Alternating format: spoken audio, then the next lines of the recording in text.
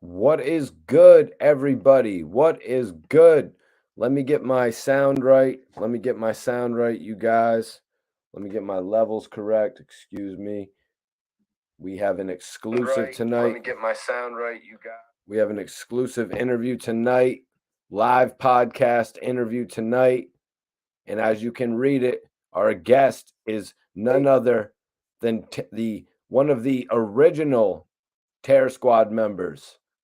Full eclipse. I'm going to be speaking with Cuban Link tonight, you guys. I'm going to be speaking with Cuban Link tonight on the show, y'all. I want to give everybody a moment. Once you tap in, you know what to do. Hit that like button. Make sure you let me know what city and state you're tapping in from tonight. You heard? Let me know what city and state you're tapping in from tonight. Share this video out. Appreciate everybody for tapping in. Got a very special guest tonight. It's a live interview tonight, y'all. And we're going to be doing, if anybody wants to send questions, make sure you hit that super chat and we will ask your questions immediately. Okay? Okay, Whiskey to Dawn. What's up, Fresh? What's up, Fresh? Everybody share this video. Hit that like button. We got Colorado Springs. We got Colorado Springs in the building. Whiskey the Don, that's my guy tapping in. Granddaddy Perps is on the menu. When you tap in here, let me know what you're blazing. Let me know what you're smoking on. Let me know where you're tapping in from.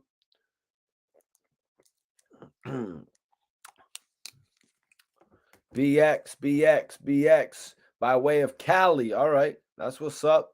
That's what's up. We got Milwaukee on the tap in. Major love to everybody tapping in from all the different areas in and outside of the United States.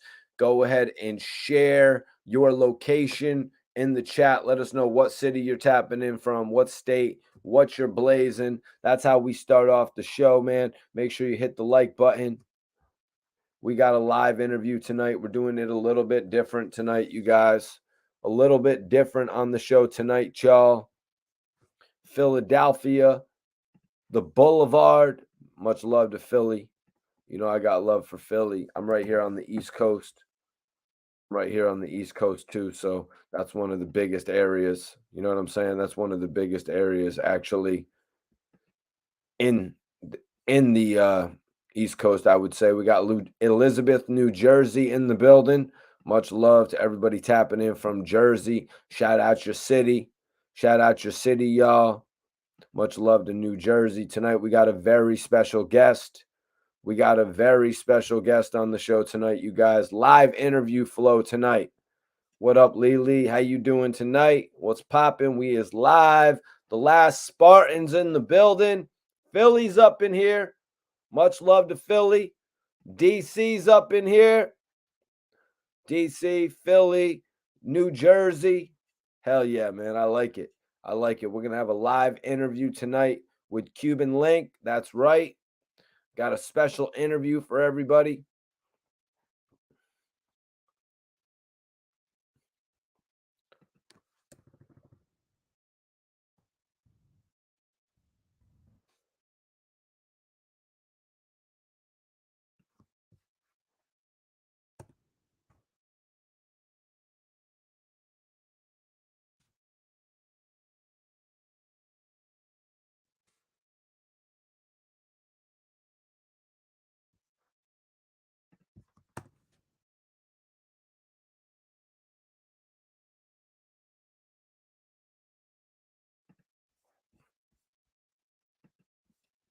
Yo, what up? What up? What up? Goya. It's my dude right there. Goya's in the building. Salute my brother. Honey Gossip TV. We got Chicago in the building. When you're tapping in, be sure to hit your city and state. Hit the city and state you're tapping in from. Also, what you're blazing, let me know. We got a live interview tonight.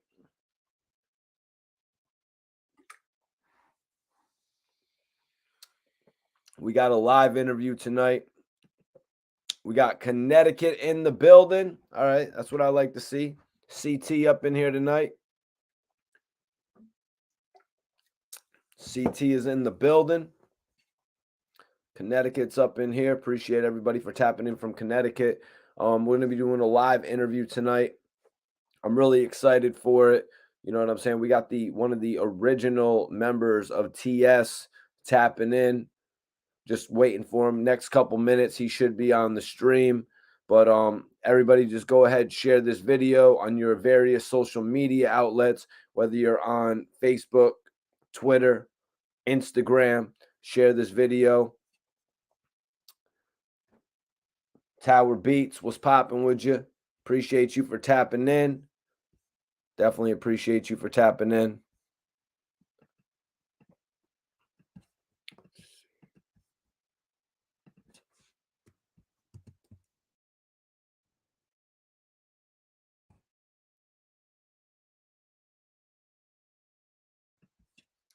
Appreciate everybody for tapping in. Damn, I got to roll something up, but I'm more focused on getting the interview done. We got some work to do tonight, you guys.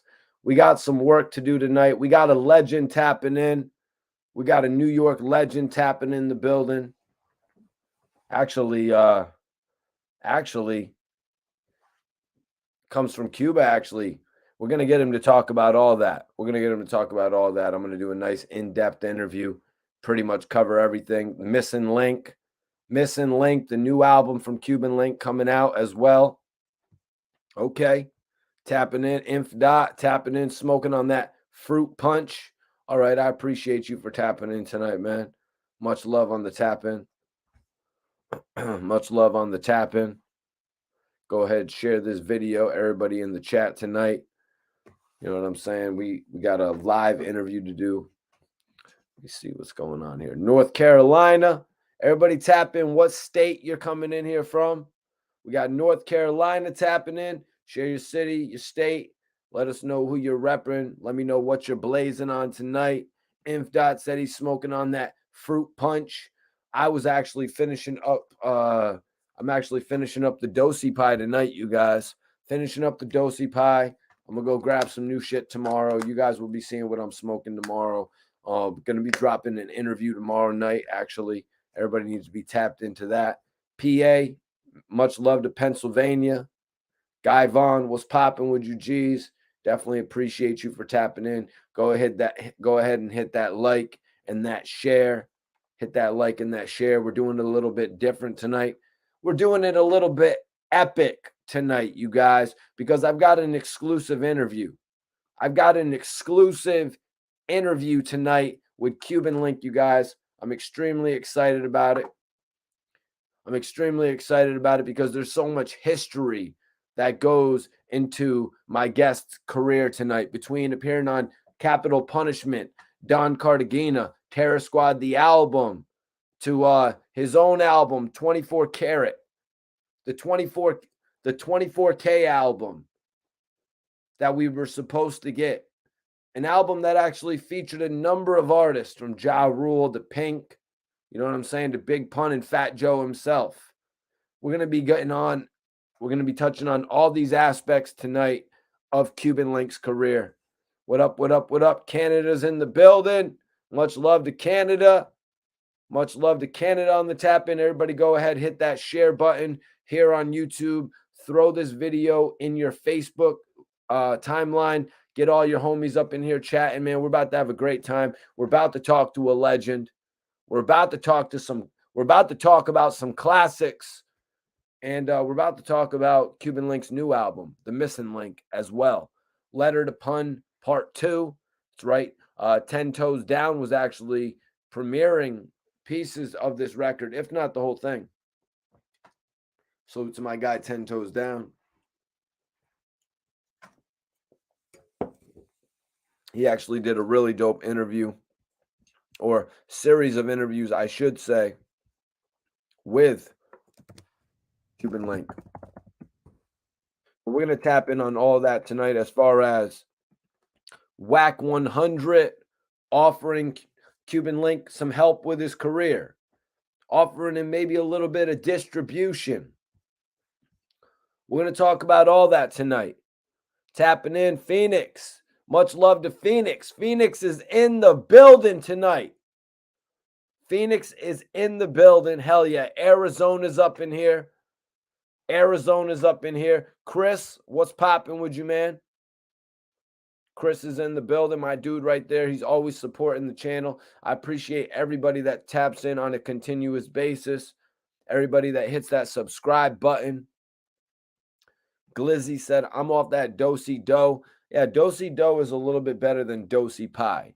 You know, I don't like the cut shit. You know what I mean? I don't like it when they, I don't, what is that called? They make it, no, that's not a hybrid, right?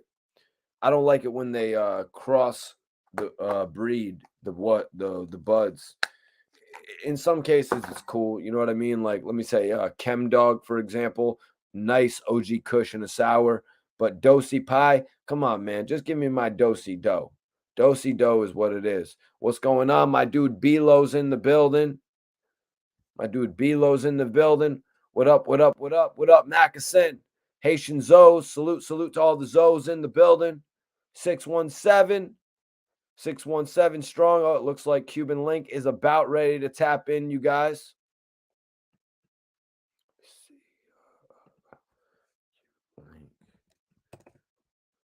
Cool. Let me bring Cuban Link in here. Cuban Link. Yes, sir. What's up, big dogs? How you doing, man? What is good, man? How you been, man? Chilling. You know, back to my music. Hell yeah. Getting that inspiration. Hell yeah. You know, the Mr. Link. You know, yes, sir. The Mr. Link. That's a new album. Yeah. You know, that's a metaphor for everything that's going on. There's a lot of things missing. You know, some morals are missing out there. Some real lyrics are missing out there. You know, as far as hip hop. And that link is missing. You know, I've been missing for a minute from that light. So, you know what I'm saying? It's time to get back into that light and do it, you know what I'm saying, fully on that music artistic mode.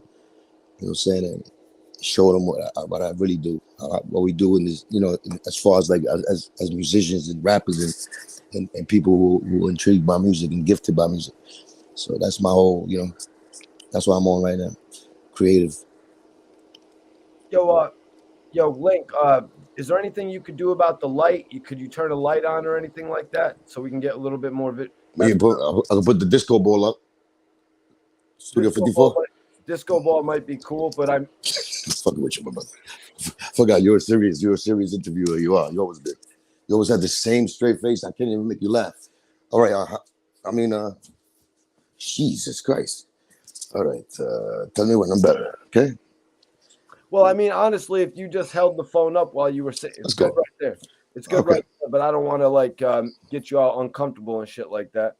Can you want me in the darkness? Let's go back into the light. Go back into the light, Cuban. Go ahead. We is in the light. Let's go, baby. We're in the light. Hell yeah, man. Hell yeah. In the light. But it's good to see you. I remember last time we chopped it up. We was in a little studio over there in Brooklyn. Hell yeah, man. That was a long time ago. I had to roll out there to meet up with you in New York, and I literally had a shitload of people linked up with me in the city, actually. You always got a fucking booyah tribe behind you, man. You always work it, so that's good. Salute you. I want to salute that from you, you know? And you stay grinding. Now you found this motherfucking lane as far as like, you know what I'm saying, the YouTube thing and going on, because you used to do it from the handheld cam for real. So you from the era, so I respect that.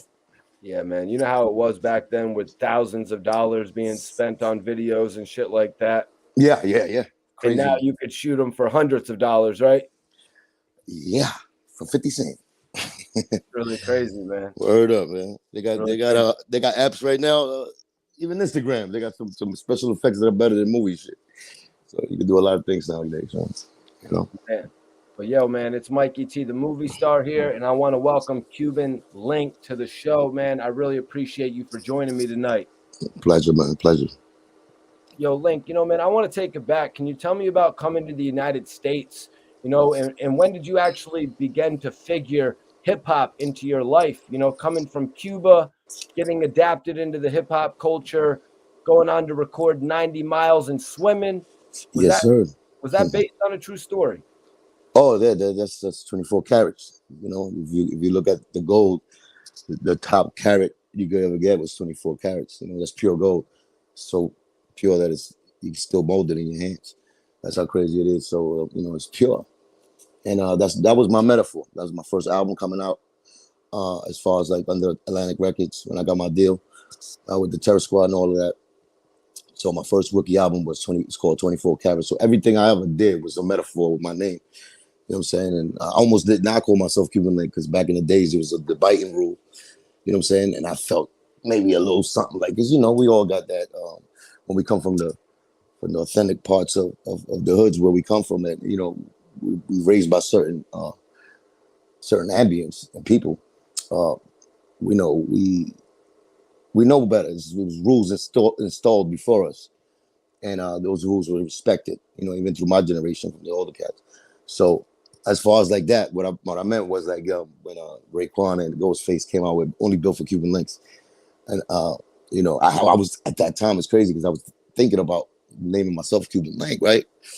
But it's the same time. It was the same time where Pun got his deal. There was label mates. You know what I'm saying? There was messing with Steve Rifkin, so was Pun. So I used to be in the Loud offices and all of that. So I seen Meth when, you know what I'm saying, in the beginning, when I wasn't even rapping, it was Pun's time, you know what I'm saying? So I remember meeting those guys and they knew me a little bit because, off the books, but I wasn't, you know what I'm saying, really like out there like that. But I was coming up next. But yeah, you know what I'm saying? I always wanted to know how they felt. I even said that in a song, actually, that I just wrote. You know what I'm saying? I'm only built for Cuban Link, word of Wu-Tang crew. But that was something that, I'm really Cuban, so it's not really, you know what I'm saying? It's not even just me as being a Bronx nigga, braced around those kind of like rules, no biting allowed. You know what I'm saying? No, be creative as you could, be different than everybody else. Those were the rules that, you know what I'm saying, that instilled through me, and with Pun and with everybody, you know what I'm saying? Mostly everybody from, the group that I came from, So besides that, let me go back to your point. But was there ever a conversation? So there never was a conversation. Never. They saw me, like I said, even though after Cuban Link, Ray, my dude, like Ray saw me. Right, salute Ray. You know what I'm saying? Raekwon, my dude. Ghostface also something. They never really we never kicked it, but we kicked it on some regular what's up, homie. You know what I'm saying? On a club, in the club scene and things like that. And polyed a little bit in the studio, but never got to that. That was, I would want to, I really like now, I would love to hear them say, you know what I'm saying, they were proud of how I took that name and repped it, purely from the actual chain, the link to Cuba, to being born over there, to coming over here, 1980, the Scarface movie, that shit in the beginning. So all that shit is authentic about me, and that's the problem, I think. I think we give them too much reality. You know what I'm saying? Niggas be like, either they think it's lies or they just overlook it, and that's one thing that I know I needed to do in the beginning. I wasn't in charge of my career, but wish they focused more on that. You know what I'm saying? On the struggle. You know what I'm saying? The road to glory, the road to freedom, the road to the American dream and stuff like that. Instead, I was labeled the pretty playboy dude. And I was fucking married at the time. So I was like, God damn, these niggas put me in the hot water. But, I played the game of that. As far as like, that image and stuff like that. Just for the videos and shit like that. But, my real who I am, my nigga, I just like to chill with my niggas, do what we do. Have fun. Take care of the family. And, you know what I'm saying? Do what we do. Calm, cool, collective. But when it's on, it's on. So I want you to take me into your history. I want to get these info for myself and everyone else who doesn't exactly know. What block are you from when it comes to actually coming to the U.S., coming to New York? Well, when I first arrived in America, in New York, because 1980, of course, Mario boat lift, Mario Harbor in Havana, hundreds of thousands of people escaping, not even escaping. They had the freedom to come to America. Jimmy Carter gave them the right to. He got on the news and he said, all the Cubans that are being tired of being under Fidel Castro's regime are free to come to America. We will accept you. You know what the fuck he did when he did that one, right? He expected probably, a couple of hundreds. It was 125 plus thousands of at the end of the Mario boat lift. That was the numbers counted, which probably was more. Some escaped because it was, anyway, beside that time, at the same time, when, the regular people that was, just tired of Cuba, of the government. They decided to come over here. Fidel had opened up all the jails in Cuba. Like, imagine all the fucking jails in New York. The boat, Rikers. And they're all let all the prisoners out at one time, and then they just point them to the way to escape, really, from the island too. And it's the movement that Jimmy Carter sanctioned. And that was called the Mariel Boat Lift. So in them boats, that there was a lot of boats. It's like fucking like Sparta. Remember when 300, when the niggas was coming for the war, he saw them from the mountains? It was like that. But little fucking skiffs and boats and shit. And some niggas had money. So, they used to come from Miami and pick up and go and come back and pick up. They got the coyotes. They that in the middle of fucking chaos, there's always going to be that money. Somebody doing some shit that, get that money at that time. So that was doing that. Had independent boats that charter boats that you just come and you pay them. They take you. And you were younger at this time. You were about 6, 7 years old. 5. I was 5 years old. 5 years old? When I was 5, I arrived in America. I said that in a while. But basically, I'm just painting that scenario, which I know I did before, but it was just, I didn't never get deep, which is going to be part of, me writing my book also. And get into the Cuban Link story in depth, specific stuff like that. Because even in Scarface, you've seen some, some shots in there with the Revenge guy and all that. All of that was real. Now what they did, they made that scene up of for acting, something that would have happened that would entice riot, but that riot happened, and it would happen because they the inmates, not inmates, the fucking criminals, they was taking over groups of people, families, and fucking torturing them and like kidnapping them, and they're holding them for hostage and doing all that shit, abusing them. Then they started revolting because they was there too long. Like they had us in the camp under the 95 bridge, the 95 South. The under the highway. You know how they have that like an empty space sometimes, and cars be parked in there sometimes on the low. Yep. And any highway, they turned that whole shit into an army base. So it was a big ass, they call that shit the bubbles. They turn that shit into like a big bubble, and they put the cots in there for people, millions of fucking cots, hundred thousands of cots. So they had to prepare and did that. We was in there. I was in there, and just that the criminal element added more fucking gasoline to that fire. It was already fire, you know what I'm saying? Because just the way it was greeted. Like when we left Cuba, we were considered traitors. So some Cubans that was actually trying to escape, they was getting beat the fuck up while they was getting on a boat. And there was Cubans, the army, which is Fidel's, policing the police state he had it in. It was the army that was handling that, the Cuban army. And they, I remember me going up it was a fucking like pirate ship, that's my word. I went up the dock with my mother, my father, and my sister. And it was 2 barrels of, like barrels, old, like, you see in the hood and shit when they burn it. 2 burning barrels on the side. And we have to go through the middle, right? And then there's a guard, 2 guards there that was checking. I remember all this. So, they had the fucking M16s. It's not like over here. They got the, the little Glocks on them.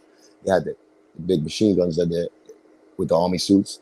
And they checking everybody. They're going through your pockets. We get up there. My father, he gets searched. They find his wallet. Take his wallet. Take all his shit out. All the memorabilia of Cuba, the cards, whatever, flags. Throw that shit right in the garbage. Get the fuck out of here. So that was the... What about the money? What the fuck money? Ain't no money. He even probably had fucking 2 quarters or whatever at that time.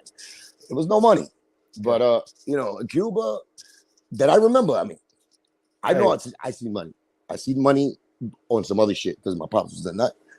And that was different. But I seen like quarters and, nickels and shit because he used to work for the bus. Yeah, that's a secret story. That's a secret story. Believe me, even then in Cuba, which was a poor country, you know what I'm saying? It's a third world country. It's been poor for a long time, because of a lot of things, the embargo, the dealings of Fidel. You know, it's a lot of things, and then Right. I'm sure he's eating a fucking lobster in his little white house over there, while the Exactly. rest, and that's the problem. You know, died. So, okay, rest in peace of Fidel. I don't know peace, but he definitely resting in the pieces.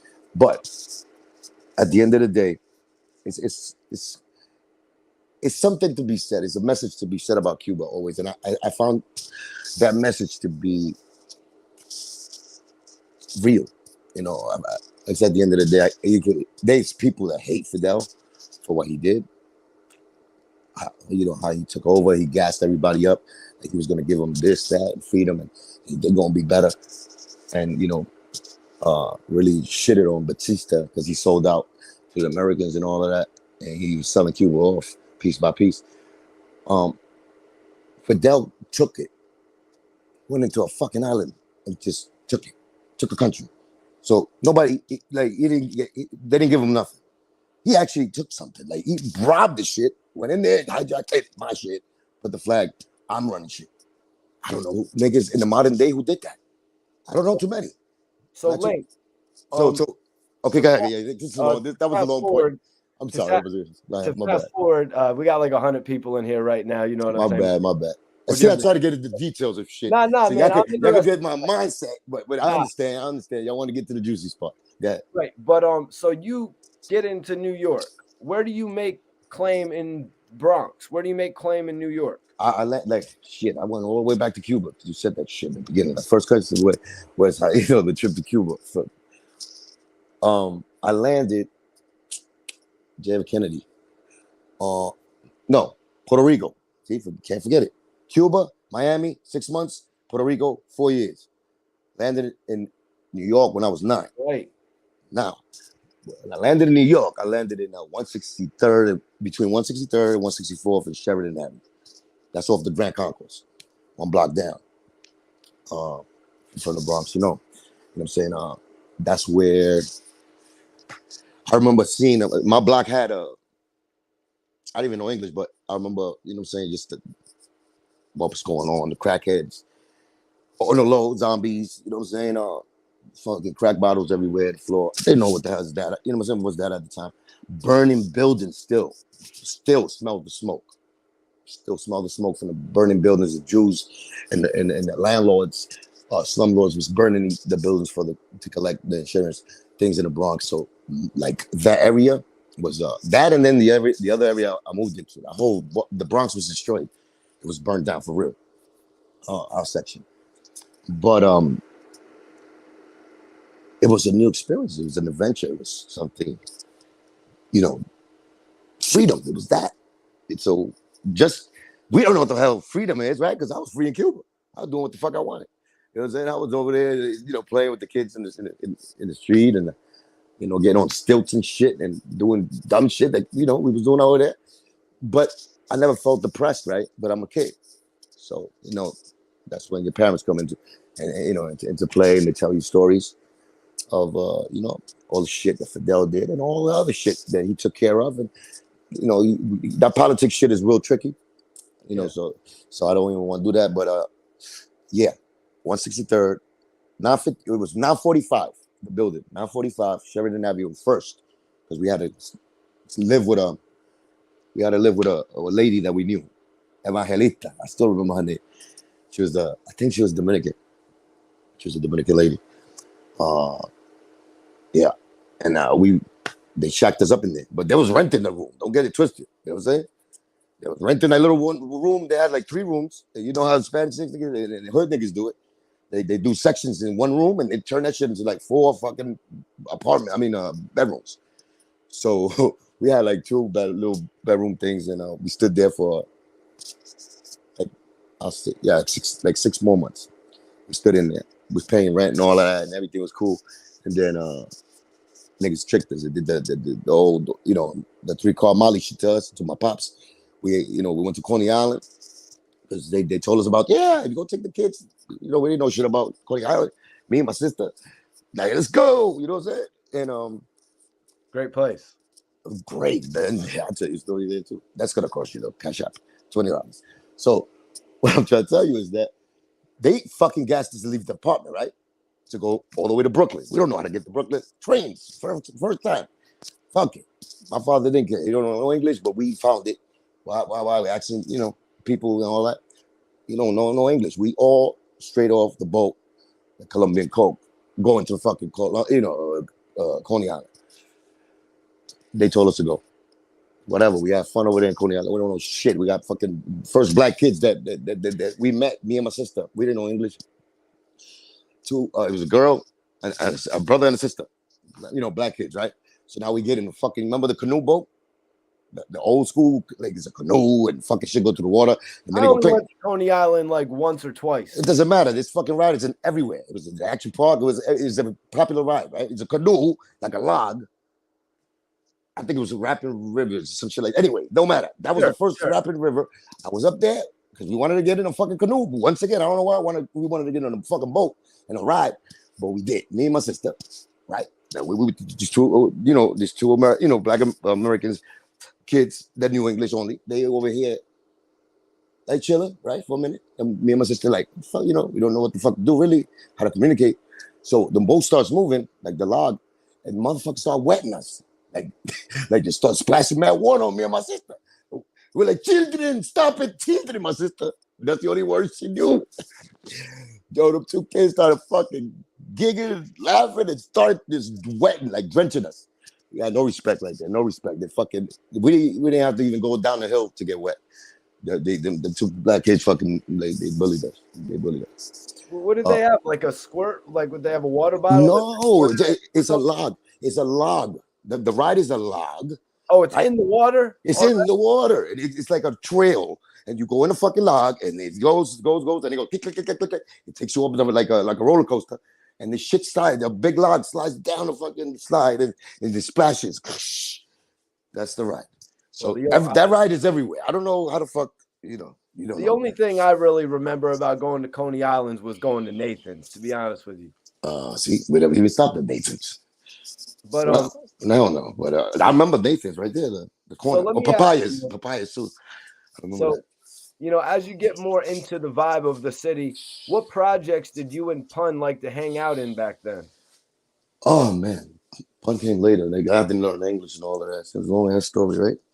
You can't skip my story because you gotta go with me. I gotta take you. You try to skip. No, it's good. It's good. It's all good. No, don't bring me back. Once I go, I can't come back. It's over.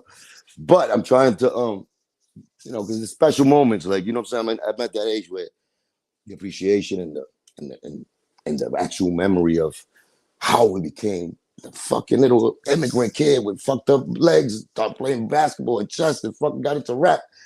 Meet another fucking beautiful human being, a Puerto Rican guy that nobody really, paid attention to. We got together and caused the combustion. Yeah, just hold the camera straight, bro. What's up? What you said? Sorry. Yeah, just hold the camera straight. You're saying a lot of great stuff right now. Oh, my bad. I speak with my hands. My bad. I forgot I had to. Because what I really wanted to ask you about, I wanted to ask you about, the big Pun sign that came up before we really got back into the history of your relationship with Big Pun. So that's why I was kind of asking about the streets, the blocks that you and Pun would hang out with. Well, yeah, but remember, it was a mission with my family first. I met Pun when I was 15. 15, 16. When I moved already. 167 in Prospect. That's when, Daddy done split up with Mommy out of nowhere after the fucking boat ride. And now it's moving on down to the south side. And we went to the other side of town. But it's crazy, and it's crazier than actually, 160 Sheridan. That was, at that time, it was a little, it was good. It was good it was still crazy shit happening, but it was a nice, still growing, population where, the motherfuckers was working, not white collar, but, blue collar. And everybody was mixed up together. And it was that block was like a family at the time. I was young, but I remember it was like that's the era where, everybody from the block protected the kids. You know what I'm saying? They watched over the kids. And even though they were selling rock on the corner, you know what I'm saying? They kept it to themselves. They flashed their cars. You know what I'm saying? I still remember, a lot of individuals there from just the post on the corner. You know what I'm saying? The chains they had on.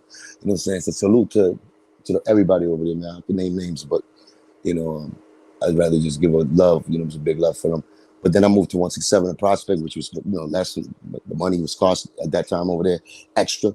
So it's the projects, Forest Projects. Across the street from my project was Lil Ville's, three-floor projects. And then next door we had the ranch, big ass fucking giant, nutcase type building. All the criminals I had, but we loved each other too. But it's a different love. Love like, okay, I might love you today, but tomorrow I might rob you. It was that type of love. It wasn't like Sheridan. Sheridan, you know, they kept that a little bit more love. But over here, yeah, they're hiding behind the schoolyard, you know, waiting for you to, you know, catch a check and then they rocking. So, and then, you know, they'll tell you later, you know what I'm saying, they did it. So they're crazy like that. So it was a harder situation as far as surviving in there. But, you know, I survived it and with flying colors and it was nothing but love. That's where my heart is at. Still, you know, 167 and Prospect, Lil Ville's, you know, saying that's when the Forest Projects and Davidson Projects, that's what took me to the next level with hip hop, listening to MCs from there. You know, we got Forest Projects where, you know, DITC came from, you know what I'm saying? Law Finesse, Diamond D, Showbiz AG, you know, then OC, of course, Big L. But those were the foundation where I saw that, you know what I'm saying? Them niggas used to pull up right there to the buildings, still chilling. And then the Fat Joes came through there also, you know what I'm saying? But before even Joe, you know what I'm saying? Law Finesse was walking around the Bronx, that area, battling motherfuckers and getting his name known. So he was a local star before you know what I'm saying? We seen him. Because when we seen him already on with the first song he came out with, he didn't look so as big as, you know what I'm saying? He was like, not lost, but he was suppressed in that clump of hip hop artists at the time. So he didn't shine like he's supposed to. Like he shined on the block personally. Well, to me, you know what I'm saying? But that's my boy, you know what I'm saying, for life. Great MC, you know what I'm saying? Still one of my quotable favorites is Law Finesse. You know what I'm saying? He invented the style to me where you seen, you know, Big Al take it to the next level. But if you look at and you listen, Law Finesse style birthed Big L style. And I think that, you know, rest in peace, Big L. I had a pleasure of meeting him, fucking around with him. Him and Punch used to snap on each other all day. So I used to be right there. You know, Punch used to always trying to get me to fucking snap. I'd be like, stop playing. Nigga. I don't know him like that, but I love him. He's my nigga. I'm my fan. And then we get in playful shit. And then next thing you know, we slap boxing. And then that's when the fucking fist come. It always happens. Always happens in a hood like that. So, you know. Was everything that Big L said just a quotable, man? Because I seem to remember that freestyle him and Pun did together. It seemed like it was you standing next to Pun. I'm not sure if it was you, but I gotta see that. Is everything this man Big L said, was it a quotable back then? It was like I said, it was a branch of Law Finesse, and Law Finesse was already doing the 3-bar rhyme scheme. Boy, crazy shit, you know what I'm saying? I'm harder than Chinese algebra. Those kind of like bars and shit like that, metaphors. You know what I'm saying? Law Finesse is a brother that you have to hear. I flow smooth like clouds in the atmosphere. Like niggas was rapping like that. You know what I'm saying? So he took it from there, and then Big Al came with the fucking steroids, like Law Finesse on steroids, because he was doing 4 bars. So these hops, you done with squeeze block, like it was just bang, bang, bang. And when he was saying what's so special about L, because he wasn't just saying anything. He was, you know, sometimes he might just say, you might flee, hops. that don't mean nothing, but then he'll go crazy at the last bar, you know what I'm saying? And just kill you with it. So you're not even listening to fucking fleet hops. You're gonna understand, you know, what he's saying at the end. But Big O was action. He was an action puncher, creative. Link, when you would be around Big L, would Mace be around Big L? Because a lot of people have a conception or a perception that Mace and Big L would be around each other in their early days. See, L came around through the RTC. So we come from that.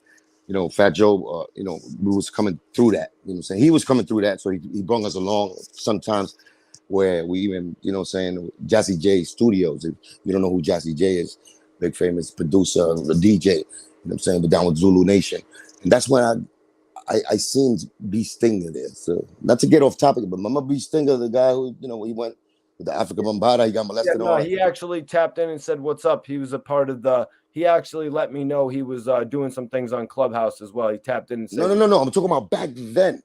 Oh, you're talking about back then? I know. When we was chilling back then, and we was around DITC and we was recording. Pun's first record, Firewater, was done there in Jazzy J's studio. It burned down later. But I'm just saying, there in that studio, that's when I remember seeing B Stinger as an intern.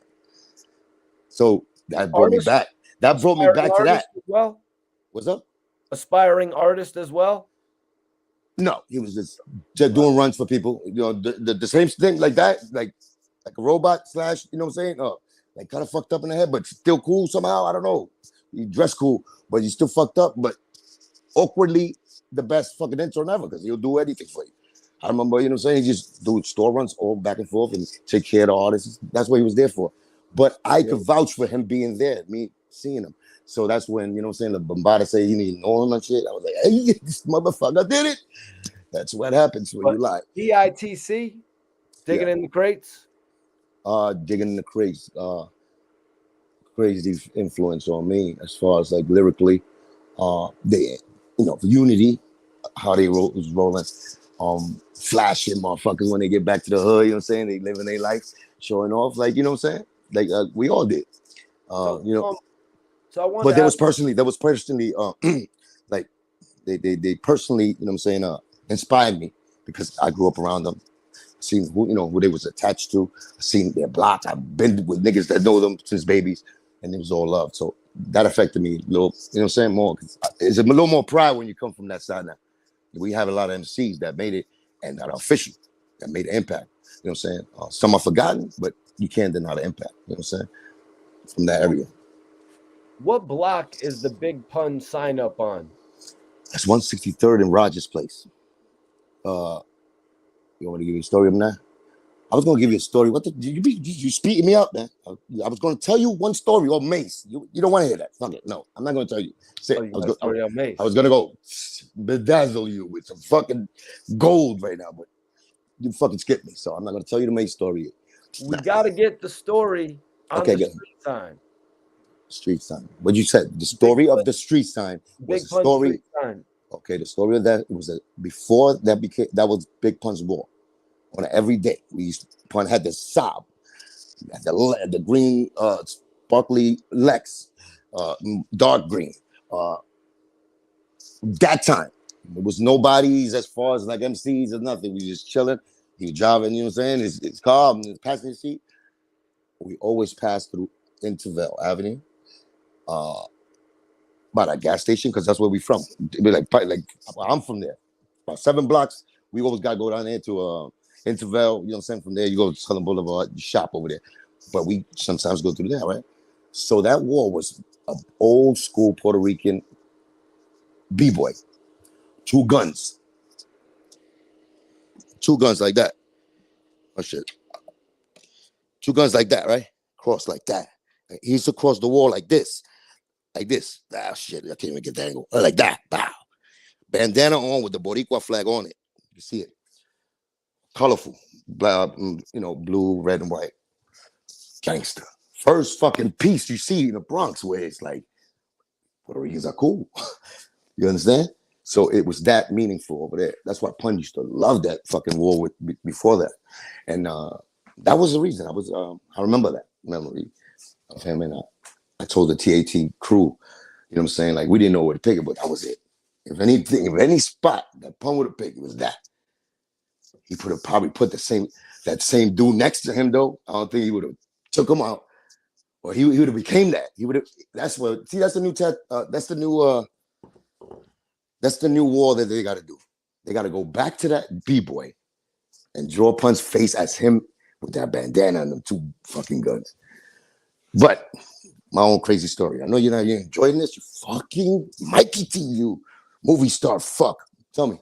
Thank you, man. No doubt. So, yo, can you tell me, man, do you still feel the same way that you felt back then about Fat Joe not attending the Did you skip the whole thing? Did you see? You forgot about the actual street name, right? Because you're acting like it just happened. And it's there, right?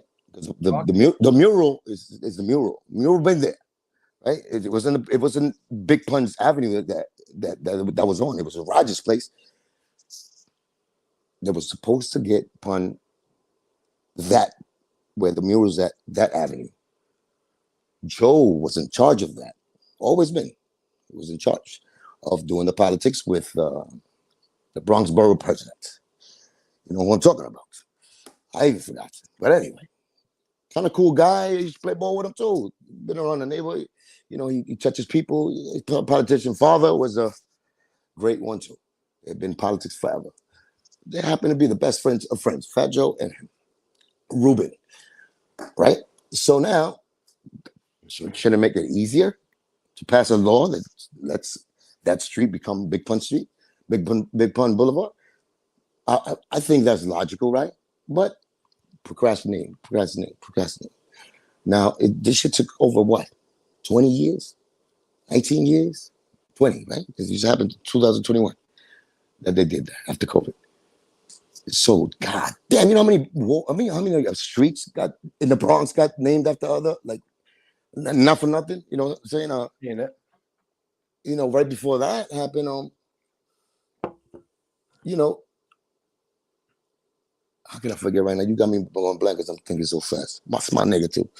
Come on, man. Shit. Godson, Fred the Godson. He died. Rest in peace. COVID, complications. As soon as he died, he had a street. And guess who was there? Fat Joe to honor him, right? Now, no way is hate ever for the fact that he got a street on his name and he doesn't deserve it. That's not what I'm saying. I'm talking about, Joe, you got your hand in this still? Like, you're still working on, you know, getting niggas blocks and shit and putting hip-hop names on streets? You forgot about your twin that you saying? Because nigga found the formula out right there. And I knew you had it already. That's what it is. Like, he could have made that happen if he took initiative and wanted that to happen. But I don't think it was in his top priority. Now, he could always defend it and say, I couldn't do it. They thought he was a gangster. Okay. You could say that all you want. I know if love conquers all, and he had the power. Pun did enough, I think, to name a fucking projects after him. So, you know, and I'm sure he's like very well loved, more than hated.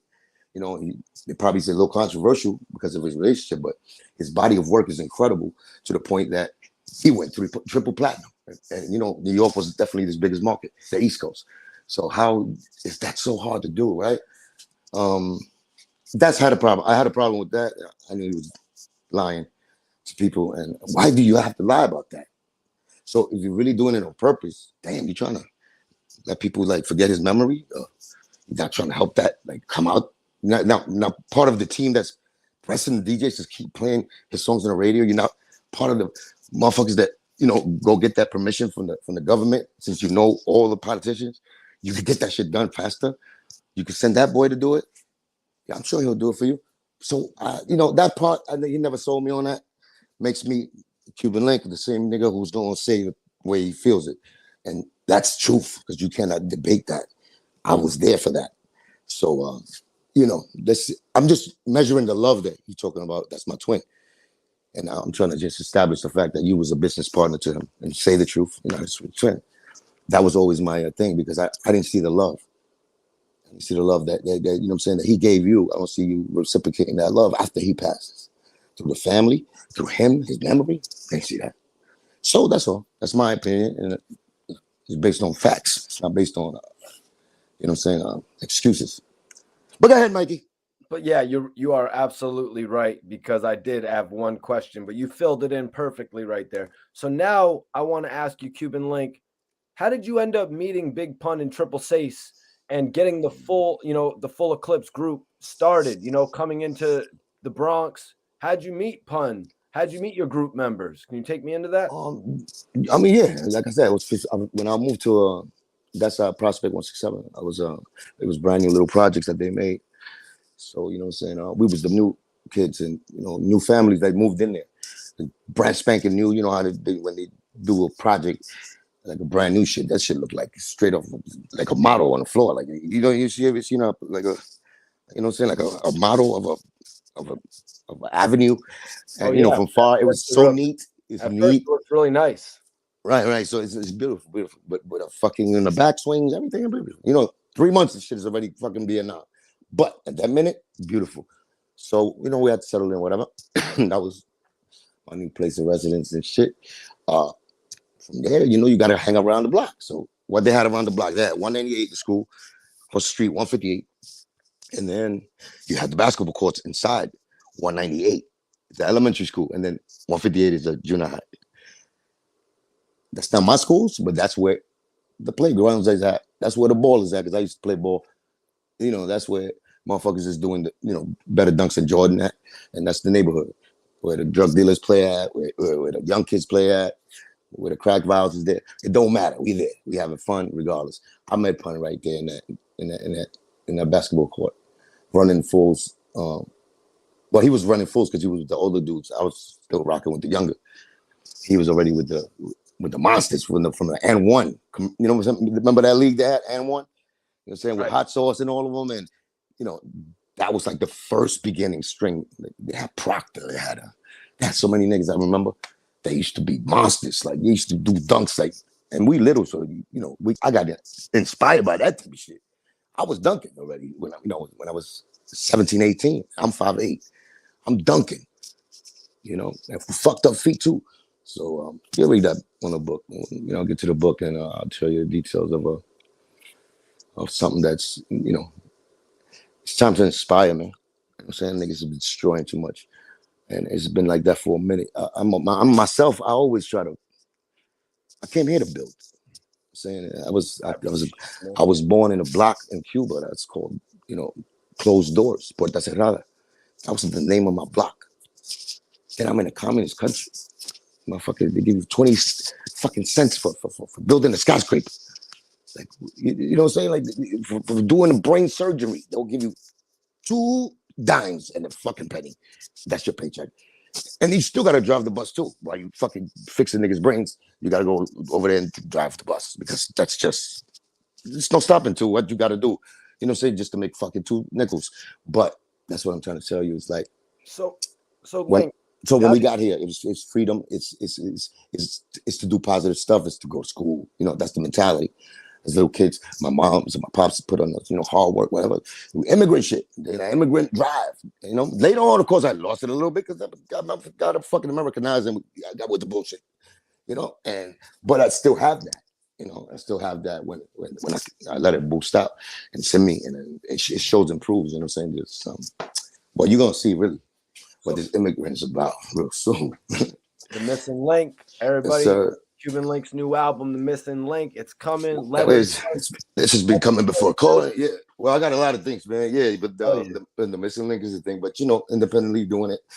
Not freestyling at all. It's really a process, but the way it goes, the business gets a little too much, complicated, where the wrong people be in spots and shit. And then when it's time to pull the trigger, they'll hit the fucking safety button and they'll fucking run and leave me with the fucking bullets.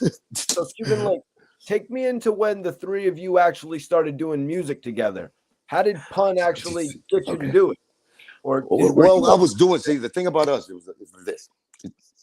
When I came to the block already, I was already like into hip hop. I started hip hop. No, hell no. I got to the Bronx. When I got to the Bronx, it was the Fat Boys, the beatbox, and fucking, I didn't know English, but I was beatboxing.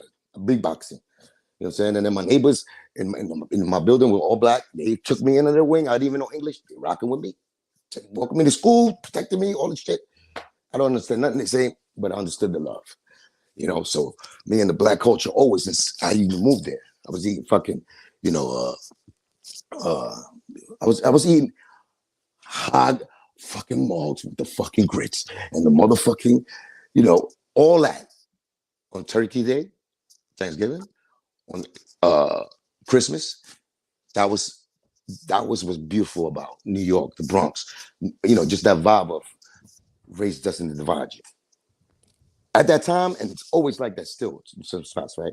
That time was more of a golden time. But it was that love is still there for the block, like I told you. So it was like everybody sharing, but shit is getting done. Some illegal activities are definitely happening, but it's being done where everybody's together and it's not that much violence unless you ask for it. So, it was rules. So once again, I came into already the prospect when I moved out there. I already did a presentation in my school, my elementary school, for a project school. I took the Run DMC song, I'm on a Mission, flipped it, because we had to do a project about crack. If you remember do you hear me?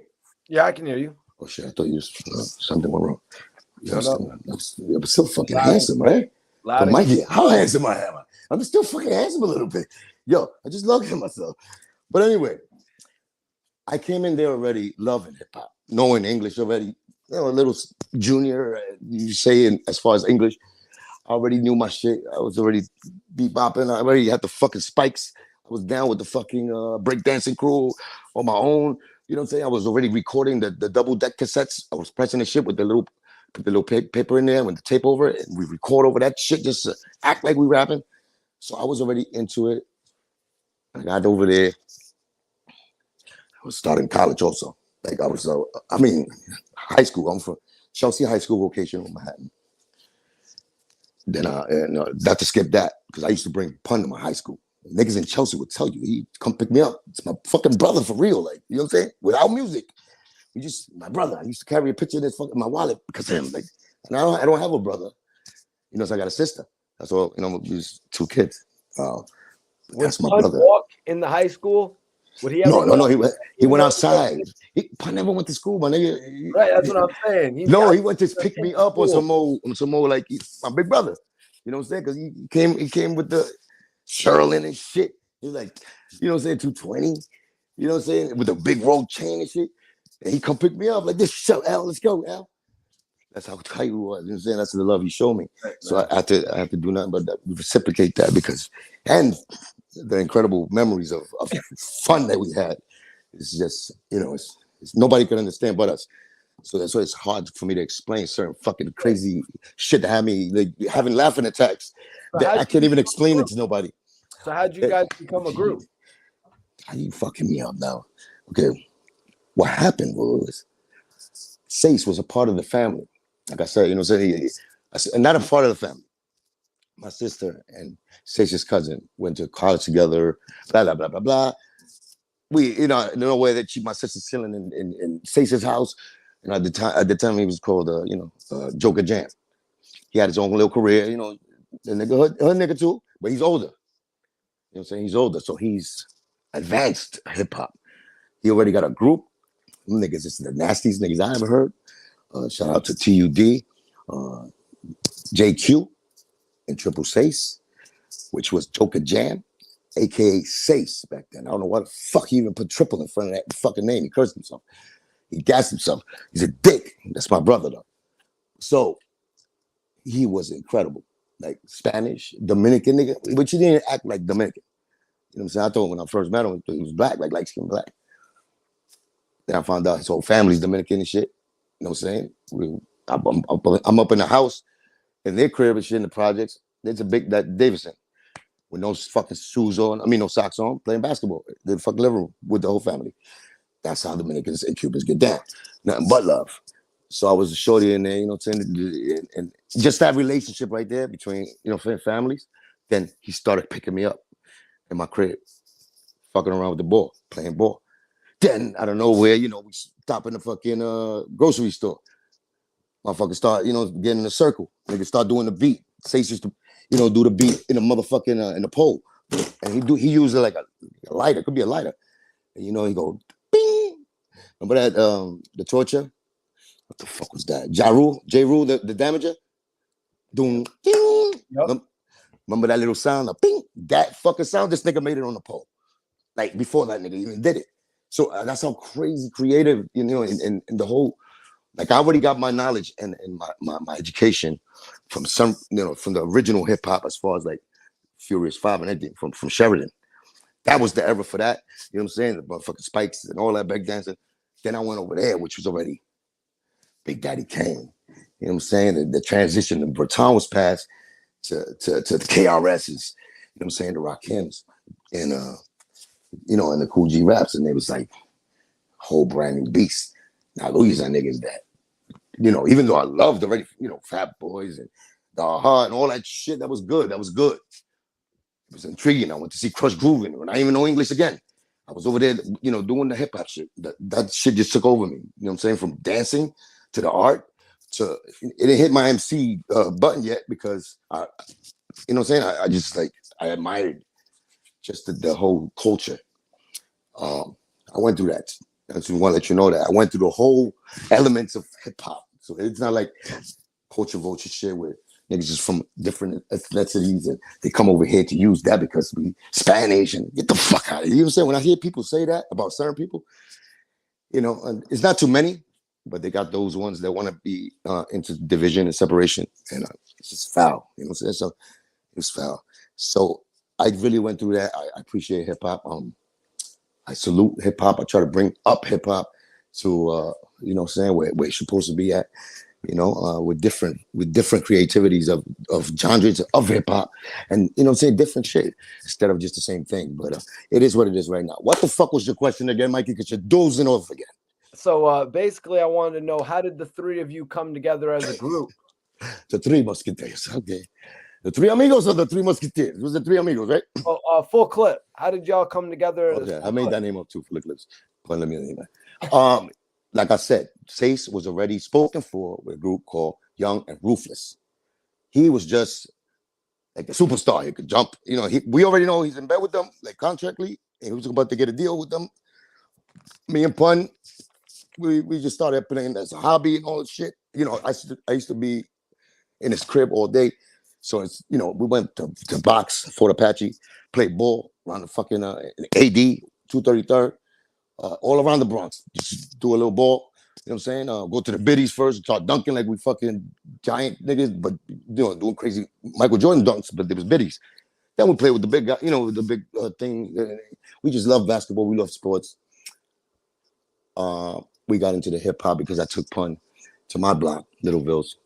He had a corner building, 811. It's called the Halls of Hell. That's where I already, I was already doing that on my own with the guys around my block. We used to have ciphers there. We used to light the blunts up and drink the 40s right there in that building, because that was the building. And then we would go in there in our hallway, and motherfuckers just stop by, do the beatbox. Nigga, Sace, Triple Sace, he's the fucking beat master. He'll do that shit, and motherfuckers will go cipher, go crazy for hours. And one time, I had to bring my brother Pun. But I didn't know he was, he was rapping like that. I know I did it as a hobby and shit, and I took it a little bit because Sace was also a great with enthusiasm, with the love for hip hop. He passed that energy on. Even though I had it, he pushed it extra. You know what I'm saying? So these are people that I appreciate a lot, just on a different level. Fuck all that friendship shit. It's just on a different level of why my craft is appreciated by me so much, and the elements that it entails with different people. Pun just came in there. He spit a rhyme called "Brothers Ride the John." That was his first rhyme. So you gotta understand how old that fucking even that language is, right? Brothers Ride the John. That was his first rhyme he ever wrote. You got me hot as fuck. I'm over here sweating, doing fucking backflips. This motherfucker. And you cool us over there with a fucking blunt. You gotta cop the new Cuban Link roll-ups. My man selling them. Dope, good shit. And I don't even smoke weed like that. I'm gonna get a whole pack of those. Yeah. Anyway, so Pun got on the mic. Don't stop at me now. You gotta, it was his turn. It's like 10 niggas around ciphering, and you got the Pun. Pun was first time. Pun was a homebody with his wife. He had his first daughter, Star Amanda. She was about 4 months, Amanda. So me and him would go to the fucking, streets and do what we do. that he got to come back home to his family. You know what I'm saying? His newlywed wife, with a brand new child. This nigga's with me over there. You know, he wasn't even drinking it was smoking. So we used to just do sports shit, but I used to indulge in a nice little fucking little 40 in there. And he just grabbed that, you know, that spotlight came to him. You know, he just said that brothers ride the John. You can't do what I swing. But he was old, right? To that day, it was old. Still Furious 5-ish. You know, the heart to me, right? I told that nigga once. But the lyrics, what he said, that shit was like, in the beginning, that's what I thought. When he started saying, that I swing, and he started doing that, then he out of nowhere, jumping the light bitch, jumping the white bitch, fuck around with me, get raped like a white bitch. Then he started doing all that extra shit, and I was like this, you motherfucker, you nice.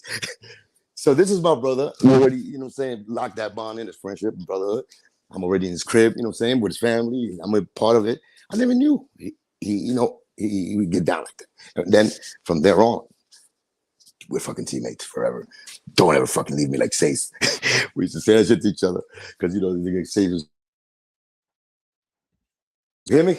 Yeah, we got you. You're back. Yeah, because I got a call.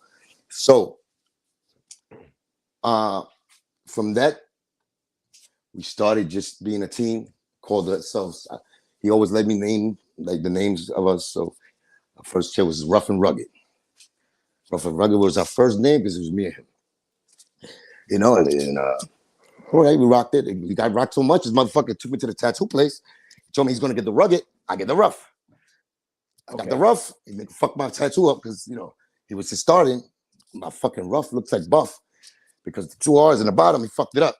So my chick kind of fucked up with a fucked up skull, like a chipmunk skull, and a knife, a Rambo knife, a fucking 45 from like a German Luger from fucking World War II.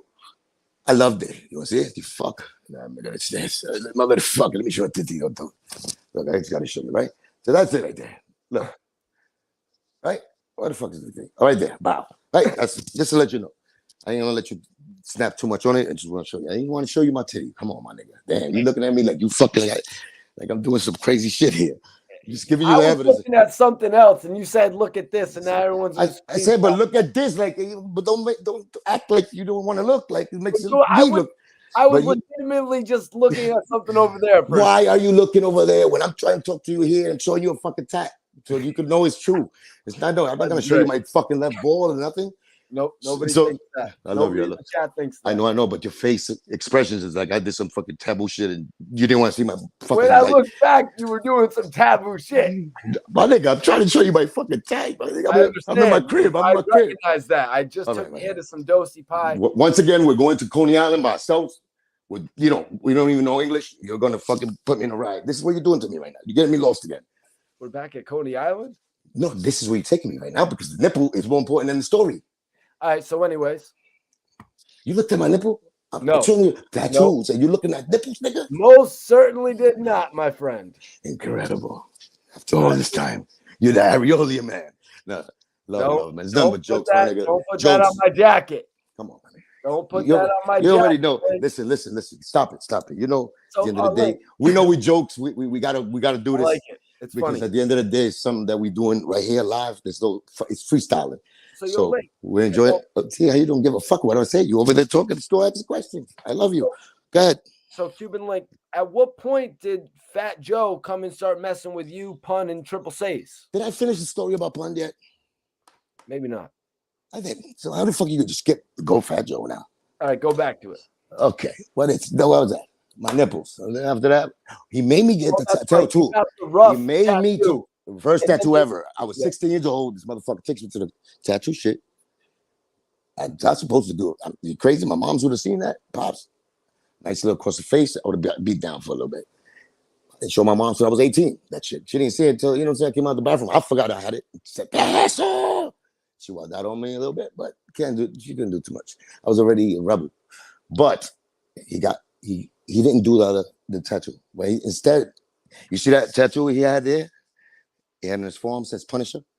Yep. That's what he did. Instead of the rough and rugged. So he asked me to do the rough and rugged. Because like we're a team. And he went dolo with the Punisher. out of nowhere. I was like, what the fuck? He's a Punisher right now. It's just a cartoon. Okay, that's me. Look at that shit. Motherfucker. Anyway. And you got left as rough? I was Nugget at the end. Buff and Nugget. That's what the fucking tattoo looked like. It says with a fucking little fucking Rambo knife and a German Luger from, So anyway, beautiful story because it's, just like the cigarette burns, niggas think that we fucking dope fiends. This is me and Pun. You see that? Damn, that's crazy. Yeah, that was the strip club. Playhouse? Oh, sure. All right. That's what in the strip clubs. Sneaking in when I was 16, he was like, he was 18, so he was good, but going in there. So going crazy, drunk. First times like drunk in the strip club. Everywhere. Back in the days. Get drunk and light up a cigarette and fucking put it out on each other to show our love for each other. That's the brotherhood we came from and the beautiful, shit we came from. And I cannot trade that for nothing else because those fucking little dope wounds right here, these little dope scars, that was from my real brother, my dope fucking brother that he was. You know what I'm saying? I'm still miss him a lot. So that now we can end the pun as far as that. So after forming the group, how did the three of you go on to develop a buzz to end up, attracting the attention of Fat Joe? This is not you gotta understand that you're asking the one who lived and remembers, not just lived it, right? I remember every fucking part of it. So when I go into the stories, like you just asked me that. Now you don't know who the fuck is Uncle B from the Lower East Side. That's where we actually started. Like we planted. That's when an investor came. Uncle B was that man. He was that nigga. Okay. Our father's streets. Whole LES. That's Uncle B. We was fucking with the Terror Squad, street niggas, Semi, Sing Sing, Flex, Power, Gizmo, Chai and Joe, everybody from TS before we met Joe. So we went through that channel because I was already rocking with Little Heck in them. You know what I'm saying? They might not have liked me too much. I was rocking with the sick one first. But, I was always that nigga that I'm cool, but you cannot son me. Just, because I'm having fun with you. Like, it was always been me. So it was times where niggas get that friendly shit. I'm a young nigga. They go extra, and you know me. Or you don't know me, well, they could tell you. I'm a nigga that go, what you said to me, boy? We're fucking 5'4", skinny. I will fucking knock your ass out because I did the boxing in Fort Apache, and I know how to do it. You know what I'm saying? And I was active, but I never started nothing. They respected me on that level because they see me give out the beatdowns to other niggas, and they knew I was in their side. And that was salute, and we did a lot of things. So the real Terror Squad, man. Shout out to the original Terror Squad, all those names that I mentioned. I'm not missed, I'm sorry. But even the whole Forest Projects, that side right there with, I'm saying, Kike, Little Heck. Like I said, rest in peace, Semi. Rest in peace, Gizmo. Gizmo's actually, who started Joe in rapping. Giz, if you never heard of Giz, it was in Flojo. First video, the Army stood on. That man, incredible. He was like a local celebrity if he was around Forest Projects. And he wasn't known for rapping. He was playing ball. Puerto Rican nigga, but it's crazy with the ball, the handling and doing the ruck and all that. But he was the first rapper as far as like the inspiration to Joe. Like I told you, like Sace was on a professional little more level than me, so he inspired me because he gave me that. That was Gizmo to Joe, and Joe has been, I guess, the business mind. He did it. Remember, he was playing the streets before he got into actually the artist part. I don't think it's the same. I think he looks at things as business, money, transactions, and having a great product to sell it, and to keep it, hold as the legacy. He looks at things as objects that could be marketed and sold. So he named himself Crack. If you think about the drug crack, what it does to you, it fucking sucks everything out of you. You're fucking left with no teeth, no ass, no skills, no bones, no nothing. You're fucking a blowfish with no fucking air in your fucking cheeks. And you're there asking for help, and he goes, I don't need you no more, nigga. Get the fuck out of here. That's what they do to you. This is just a metaphor. Anyway, that's what crack does, right? Gets you hooked, and then you're fucked because you're gonna fucking be 22 pounds with fucking gummy bear teeth. That's all. So, Link, can you tell me what it was like when Fat Joe first came Great around reaction. doing Pun? You have $1 million reaction. You should be down with the fucking Gillie and them niggas. You are crazy. This nigga just listened to me and said, "Oh, so Link guy." Yeah. I was rocking with Gillie and Wallo. Those are my guys right there. You are you are the Hierarchical cell of this modern era. You are. But With explain no emotions. to me, Link, like after, Okay, let's get it again. I'm sorry. Tell me that question because I got lost in your fucking facial expressions. After you Pun, everybody starts working with Fat Joe. How did things begin to change? Is it like higher class studio? What's beginning to change? Once again, you ask questions and you think I'm just going to just say, yeah, this what blah blah blah blah and it's over. My nigga, you know that's a story already by itself. Joe didn't fuck with us. Story. That's why we're talking. But yeah, but the story is fucking 20 million years like long.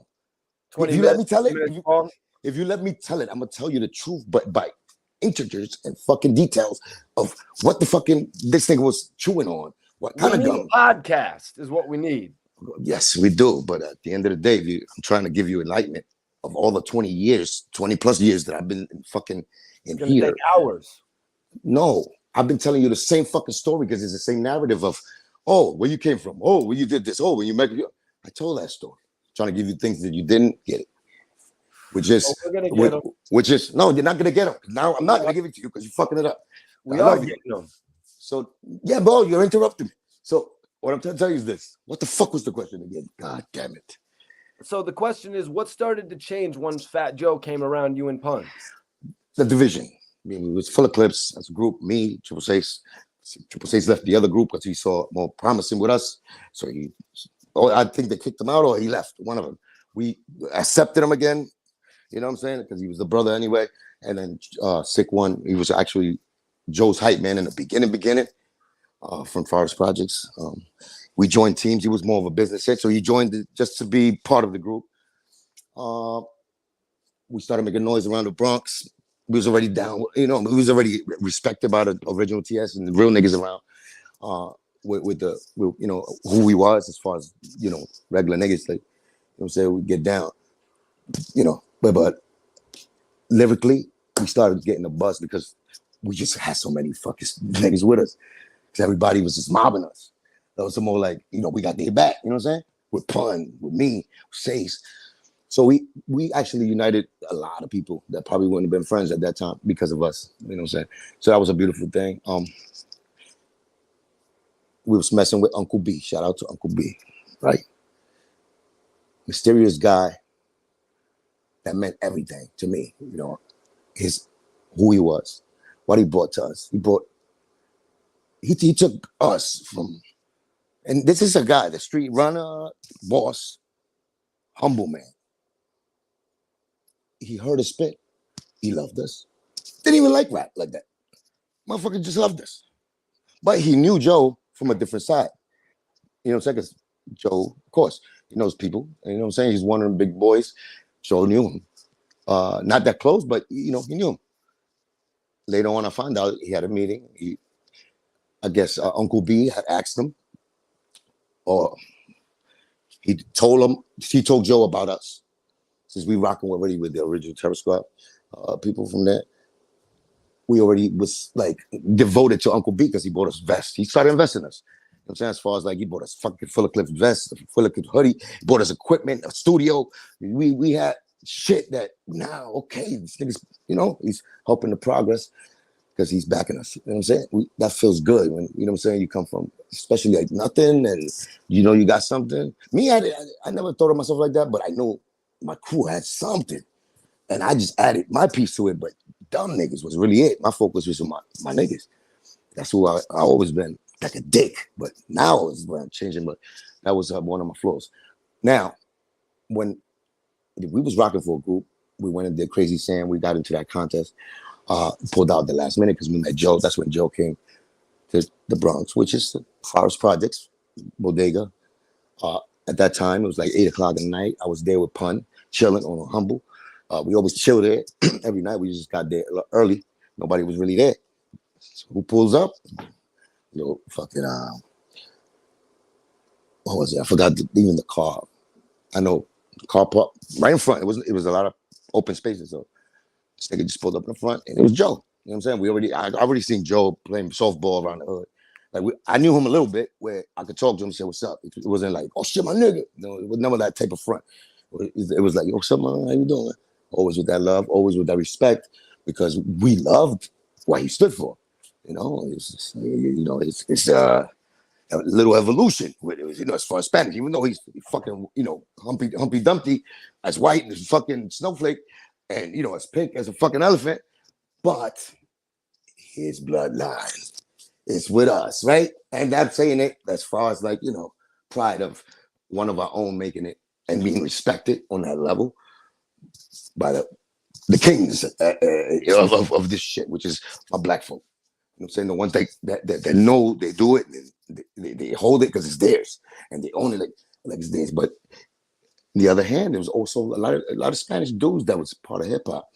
They get forgetting about as far as the graffiti, the breakdancing, the helping of the whole culture. And it's a black and brown thing, always been. The only thing is that when we get to the mic, it's always been a black sport. You know what I'm saying? And which it was. My favorite MCs are black. Joey G Rap is my favorite. Big Daddy Kane. Slick Rick, come on and on. Right? Salute to my Spanish brother, Mellow Man Ace, Kid Frost, you know what I'm saying? Cypress Hills. Love from a you know what I'm saying, a Latino. From the heart, from the roots, from what I stood for. Never for separation. Hip hop was always built for the unity of it. So when they rapped about their raza, it was to bring their raza along with the ride with us. Because we all stood with no color in the motherfucking middle, bringing and building that motherfucking hip hop thing. That was just the way it was. And it still is to me. It's just money got involved and you see where everybody's going. What the fuck I was doing that? Fat Joe came to the block. I said, "What's up?" He goes inside. Me and Pun stay. He said, "Yo, that's fucking Joe, right?" I said, "Yeah, nigga be playing softball, right there in 23 Park." He comes through, show love, Yo, tell that nigga one spit for him. That's Pun's first time really seeing, Joe face to face. He told me to go and get him, let him spit around. That's when he had that, blow the sun away. Snatch the moon out the sky and blow the sun away. Say that rhyme. And I mean, I go fast, but I go into the store, see where Joe's at. The store's empty. I see Joe in the back, but a motherfucking by the freezers over there, getting a soda, whatever. I say, "Yo, my nigga, it's cool, my brother." You know what I'm saying? Like humbly, like that, just like that. My nigga kick it around for you when you come out. Got you, hell yeah. Let me just get the soda. I said, "All right." Now, me and him know each other from, playing ball, softball, him playing, and I'm spectating, just watching because I was playing for another team, but he played for with his crew. But we know each other from that. Sace know him a little bit more from that baseball shit. But we know him at least that. Pun's first time. I go in there. I ask the nigga, "Can he, my brother spit around for you?" Joe comes out, buys the fucking soda, wobbly with the fucking big fucking head that he still had. He had a little bit of hair, fuzz. He's still a smooth nigga. He was a fat, smooth nigga. Always looked like fucking, Canelo, but fat. Back in the days. He stays there. Introduces himself and said, "It's my brother." His name is Mundo at that time. So it wasn't even Pun yet. It's my brother Mundo, my nigga. He's want to kick around for you. I'm in the middle, like, the link I am, but still fucking like, I'm you know what I'm saying? Like, that's fucking Joe. Not starstruck, but respected because we respect the craft so much. And he was rocking with the real ones. You know what I'm saying? With the crew from the Bronx, DITC. And then he was getting, the extra love from everybody else, nice and smooth. And he was in the mix of everything. So that love came with a lot of respect with it. He's the one who chose and made niggas do extra shit. But that's another story, right? That's later on. So from the jump, we gave him respect. We gave him love.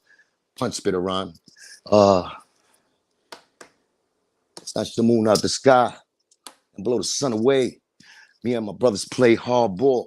Strictly hardcore lyrics till I'm finished breaking God's laws. Job's raw, but I gotta do it. Feeling hot and booted, so you make the shot and lose a lot of fluid.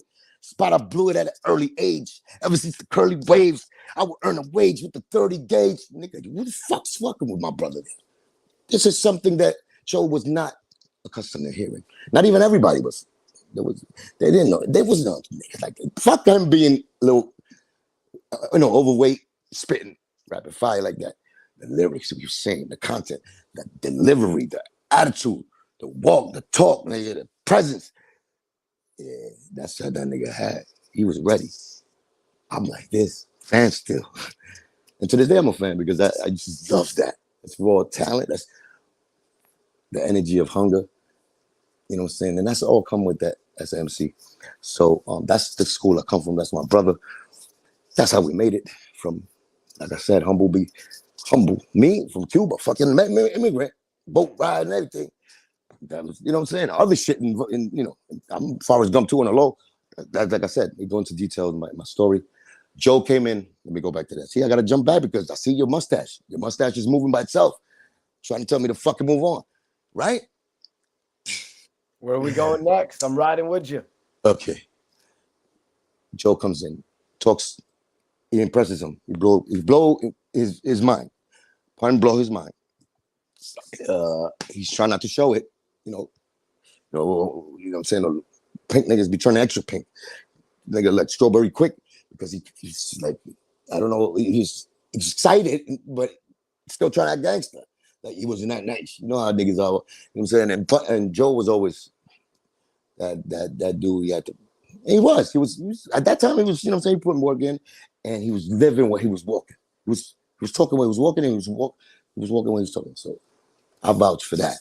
You know, it's later, but he changed. Something, he went to that one of them doors that nobody talk about, and I don't know, he came through a fucking matrix. But Joe introduced to Pun blew his mind. Joe gets him number. Crazy impressed. I'm over here like this. Joe's ignoring me. I'm not trying to look for nothing, but I was just looking at these niggas like Polly and they're hitting it off. You know what I'm saying? They forgot about me though. It's my fucking best friend. And this fucking fuck. I just told you that this is my man. Like, say thank you too. Like nothing. It don't matter. I wasn't looking for that. Dope shit, right? Dope meeting. Joe left. Tomorrow I'm gonna hit you up. Guess he called him. You know what I'm saying? That night we were just talking about shit. You know what I'm saying? Young kids do it with dreams. Yo, spit that night. You see that nigga face too? We did that. See that nigga turn pink on niggas, my nigga. You had that nigga pink. You know how niggas do it. So, next day, I don't hear from my brother or nothing. He don't call me. He usually call me every fucking day. All right, cool, whatever. Comes back like probably 3 days later. Comes back with fire, water. What you do if you would do it is unbelievable. First you get the money, then you get the power. That's the first shit that I heard that he did. That was the first thing he did. And that was a whole fucking different him. Because remember, when I told you he was doing Brothers Ride to John, that was the beginning, right?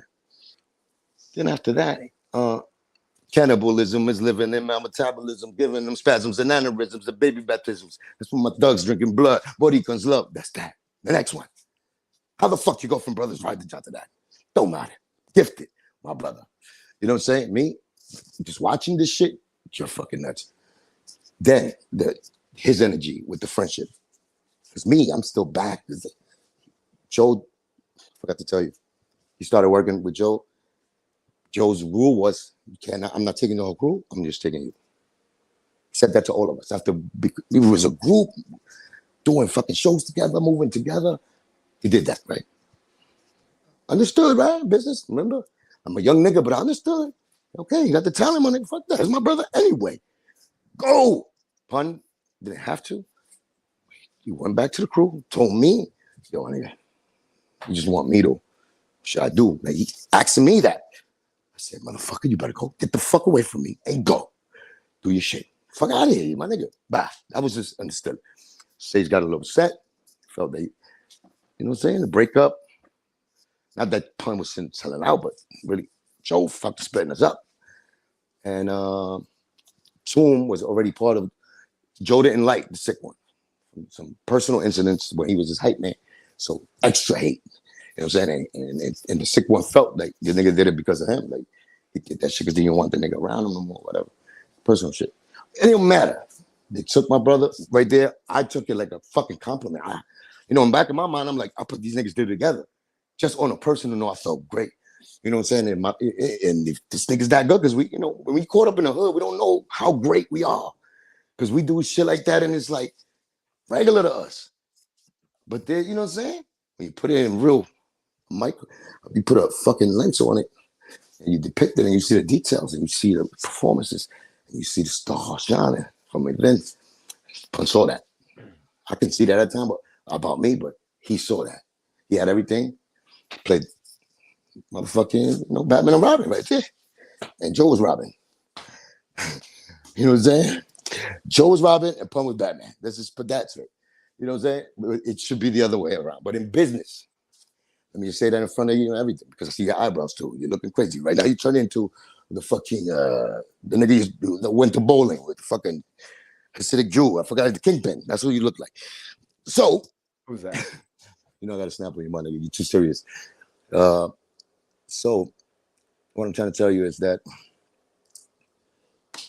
fuck it now. I want to bowl now. You fucked my whole head up. What I said. Oh shit. See, I know you wasn't listening. Come on, tell me. What did I say? What was that? Joe was what? Oh, sorry. I was looking at my next question here. I'm sure he was.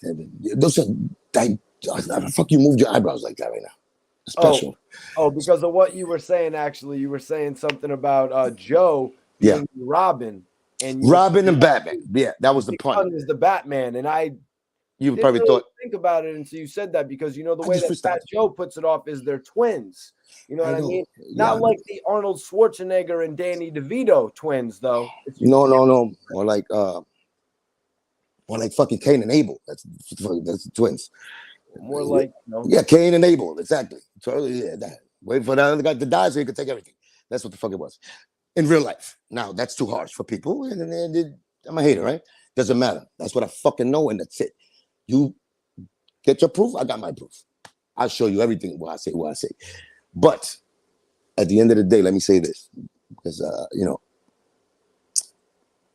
I got my own issues with Joe, and people know, right? Personal shit, and we was teams once. It was love. It was deception. It was the teamwork of people. Pun was included. Pun was the glue. Pun made it, work between his crew and Joe's crew. It's like Joe had that separation where it's like we wasn't down with it. We was a good thing. We wasn't cool enough to fuck with him. And Pun was like, yes, they are.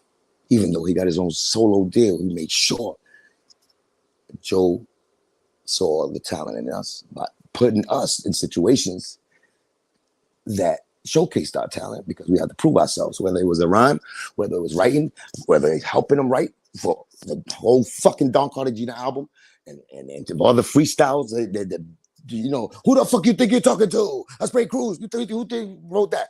But I'm just trying to tell you, the work we put in was work of an artist, to try to impress and help generate wealth for the team, to be noticed, to be recognized, to be amongst the team, because we have that much love and that much loyalty. As far as me, after Pun, and Pun was like, even though Joe didn't see that, we played a part in Pun's, being out of this world.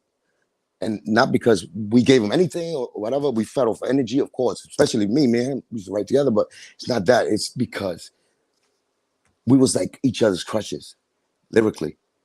And the way we sound, even when we sound not probably the best, it makes him better, because he's going to go 10 times as hard, and you're going to get something special out of him. That's the energy within the group. Like you could say that about the Locks. You know what I'm saying? Which Cheeks picks up the slack sometimes when Styles do. You know what I'm saying? In some songs. And then you got Jada was always most of the time hot, but they all make each other. And we might think he's not all that, but they dope together as far as it's ingredients that those three guys got that make that lock combination code. I am lyrical, motherfucker. Stop twitching your nose, you fucker. Mustache is gonna fall off. Now, right. Mikey, Are you getting tired of me yet, or what's up? Nope. Because I So see you. let's get on to the next question here. Did I answer the question? Did I answer the question, Joe? Yeah, you did a Okay. great job answering that question. No, don't fucking rate me, because then the catch up will be open. Stop. So tell me, from there, so you said Fat Joe came and told Pun to come in as a solo artist. How did you guys all form as the Terror Squad eventually? You know what I'm saying? That was the process. That was Pun sneaking us into fucking sessions we're not supposed to be in. I guess Joe's fucking thing, because he needed his own crew. He was like, as much as he would love want to become that and going through the road of that, you know, Joe had his team. I'm not talking about just his the original Terror Squad niggas that was on the block, because those niggas are out niggas. There wasn't niggas. There was other niggas that Joe's people had that he appointed. It's yes men slash not flunkies to us, because we seen them like that, but not flunkies in the street life. They'll do shit, and that's why they kept them on there. But they don't do no fucking music. They do errands and shit like that. They'll do things like that to help out the situation.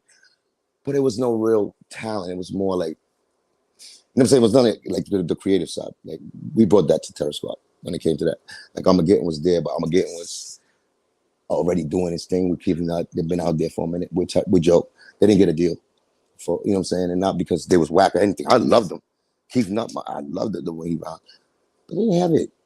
Bottom line, right? They didn't have it. Pun had it because he had everything that came with that. You know, you already know what came with that. You know, he was special. And Joe saw that. And I'm not mad at him because he picked him only. Great. You know, when you understand certain groups, you're a group for a reason. Let's not get that twisted either. Or every crew or every group that was part of a individual that was part of a group that made something bigger than themselves could do by themselves. They became something special, which we got from the Wu-Tang, EPMD, nice and smooth.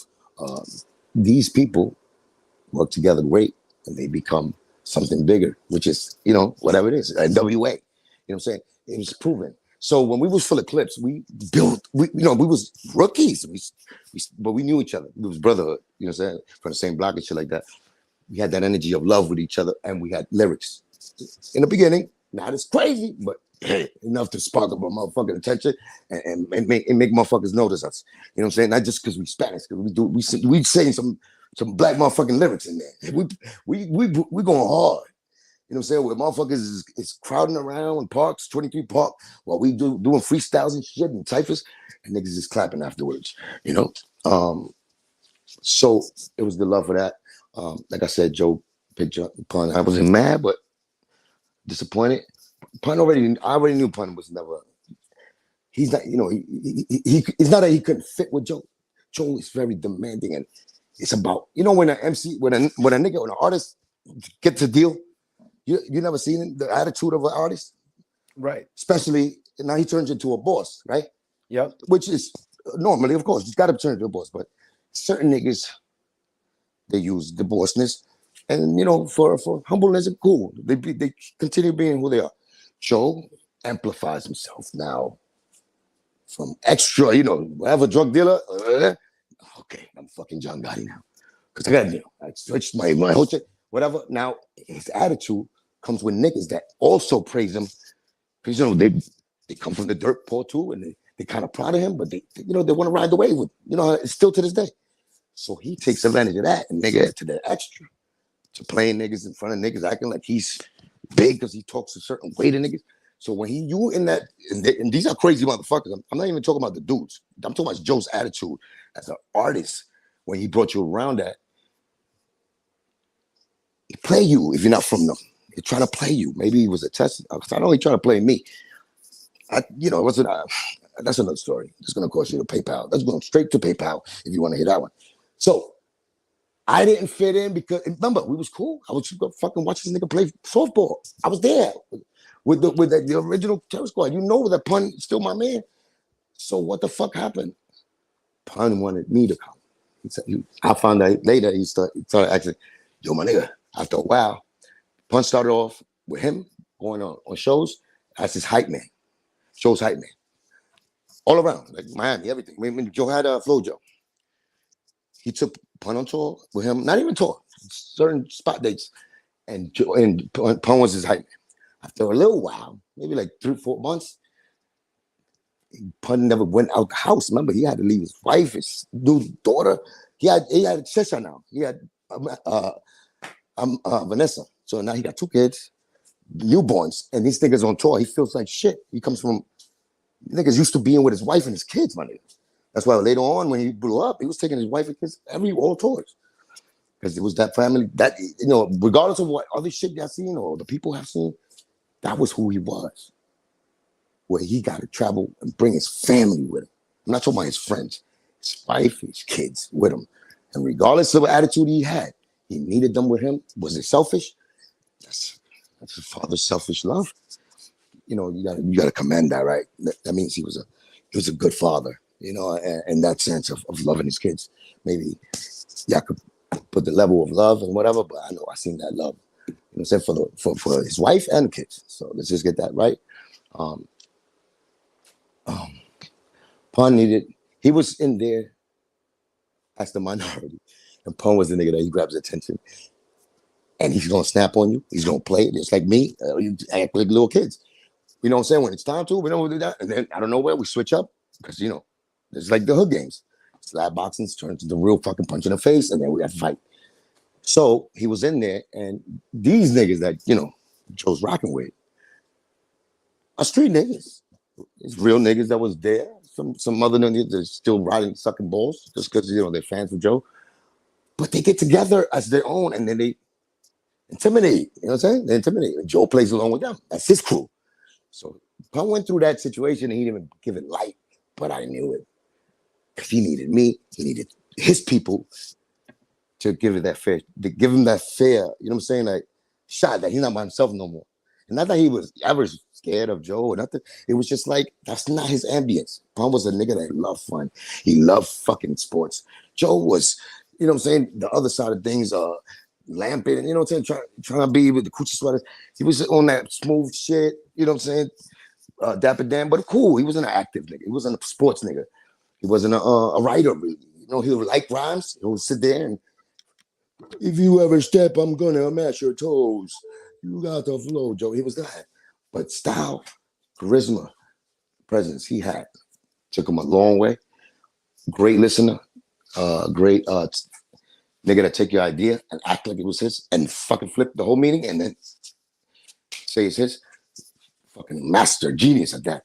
He did that to Pun a lot of times and me. But that's me. Let's not get my fucking little out loud thoughts clutter your minds. Your mustache is still going crazy. Put the battery out. Take a battery out. Yo, man. TS. Yo, man, wait. Let's get this straight with my nigga. Because you my dude, but am I answering this shit here the way that I should as far as you asking me the questions? Because I know I'm talking because there's a lot of information that needs to be out there. My niggas might not even understand me because I'm going so fast. So, you know what I'm saying? Pardon me for my speed. This is the 20th century, and you could, you know, slowly motion it and really understand what I'm saying. Yeah, the truth is never to be skipped. You heard? The only thing they want you to do is just hold the camera straight. There's no way that's gonna happen. Okay. First of all, I'm playing fucking double dribble here by myself. So yo, I'm about to break dance. Let me ask you, Cuban Link. Can you remember when you were presented with the TS? Call me, but I changed my name just because it's just time to. So you have to say my name, okay? My new name. I want to be treated like Puffy. Like, you remember Puffy? It was a big fucking sign that says, I'm changing the name. Is it just Link now? No, it's Rodolfo Rodrigo Ramirez, the #1 spick and span MC of the fucking Bronx, nigga. Rodolfo Rodrigo Ramirez. Get that right. Pronounce R's. Let him roll. If you don't let him roll, it's going to be a problem, my nigga. No, you can roll with that, bro. I'm just trying to tell you. You can roll with that. You know what I'm saying? There's no way in the fuck. How the fuck are you this stiff there? Because my motherfucking man, the movie stars over here, so stiff when you were so. I'm not changing my name though. I'm just fucking with you, man. Just call the joke. There's no way my name is. I'm making a joke here because I could do that. That's my new fucking alter ego name, just like Samurai Kamoto. Never seen that either. That's another my Kamoto. Kamoto is a Japanese samurai that cuts fish all day. Go to YouTube, you can check it out. You can understand why his name is Kamoto. You So slow it down, Kamoto, Kamoto. I See the want to get Kamoto. You see the Kamoto right on it on the camera. You know? so Link. I want to get into some of your music history, man. You were on Big Pun's debut album, Oh Capital my P. God. It dropped. It was a major hit. How was it working on Big Pun's debut album? It was scary because I was, I was, it was scary, in not in the punk way, scary as not sure if I had it to make it there. So fucking fresh out the hood like that and jumping like this, but I'm not even down with the crew like that. I'm not even signed to Terror Squad. So all that was in my head. You know what I'm saying? Regardless, I was right after Pun brought me along to be his hype man. And from the $50 Joe gave him to hype him up, he gave me $20 to hype him up. That's how we kept it. So I was really after Pun. I snuck in there with him because Pun snuck me in by force to the point that, Joe fucking try to make me look ridiculous in front of his crew one day. And I just walked away because I know myself and I would have fucked up Pun's chances. And that same night in front of Forest Projects, his building, everybody's there, you know what I'm saying? Like, and everybody out there, we was about to go on tour, do a show and go to Miami, not tour. This is the beginning, the Flojo days. Pun said, come on. Gas me. I'm like, you short nigga, stop. And the nigga, he ain't never say you don't even like me. Because I already got that hint. You know what I'm saying? That he didn't want us around. And I know understood later, protection, his shit or his connection. We don't want to use to get another deal and leave. We was never even thinking shit like that. But that's what he was thinking, right? Pun forced me into the circle right there to be, trying to make me showcase myself, my talents and shit, so looking like me, like I'm a fucking little monkey. I didn't like being fucking positioned like that. So I wouldn't act in that situation. I have to be, no, I'm not doing that shit. Fuck out of here, nigga. You gonna love me, respect me, nigga. I ain't gonna try to make you laugh like I'm a fucking clown. I've always had that because it's like, I don't like that situation and I'm not gonna do it. So that was in my body language. I'm trying to be nice and cool, but at the same time, and show my, do the artist thing because we're in the artist circle. But, nothing, but the artistry that we think about as MCs don't go around.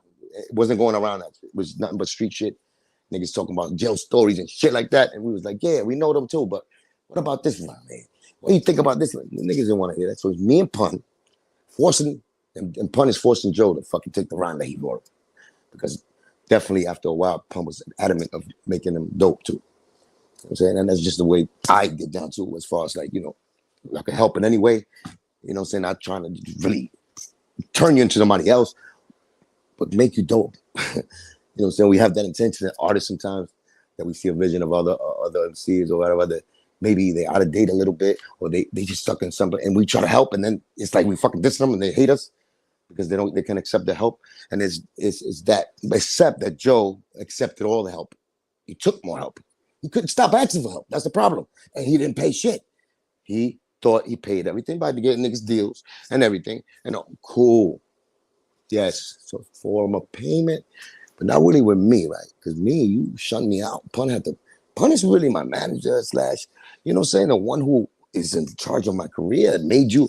So, and then your words to Pun was, okay, you get on Twin first, and then you put your crew on. That was his deal. So why, in the midst of that, when Pun already sold 3 million, still not a player,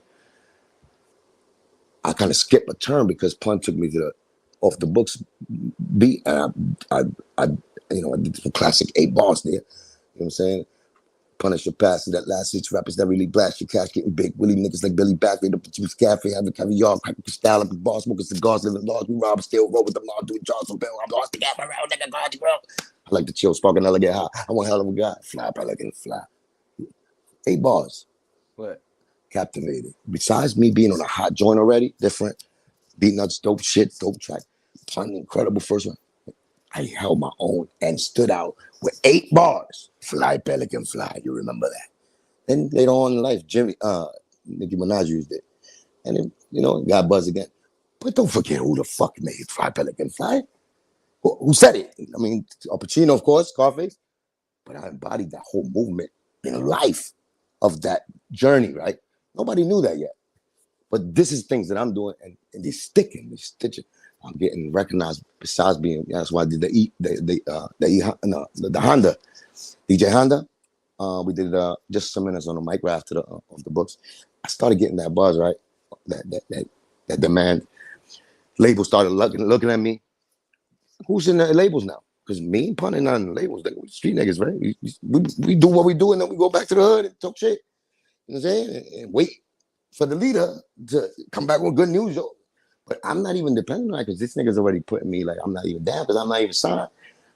When Pun get on and he blows us, he put us on. I was like, oh, cool. Wait for my brother. I help my brother. I'll help you too. But I'm here. I don't care. That's how we are, you know. And that was my attitude. So of the books come out. Cuban Link now out of nowhere. Labels want to sign him. What happened to Joe's in the labels? He's eavesdropping. He's hearing my name. Now changes the love, the hate of me being a nuisance and everything. Oh, Cuban got a buzz. This nigga get money too. I can get a check from these niggas. I'm just trying to reenact what his mentality must have been like, because this how it played out later. It's like a scheme to himself, saying, not going against his word. You said wait for Pun to blow, and Pun's cool. What happened? Okay, you didn't see the value before. So, okay, we get a deal, right? Pun's cool from the beginning. You get me a deal? What? Pun, good with that? Go with him, twin. Go. See, go. Because you know, you got your own shit. You sure? Yeah. Give him his blessings. All right, Joe. So me, it was Bidding War. Bidding War, I think it was Bad Boy. A lot of epic. Atlantic. And Atlantic won the biggest, they got the biggest prize, which was $1.4 million. On my first deal, I got $50,000 as my signing bonus. I got a red NXX for 2002. It was in 98 at the time. Beautiful car, beautiful gift. Joe gave it to me.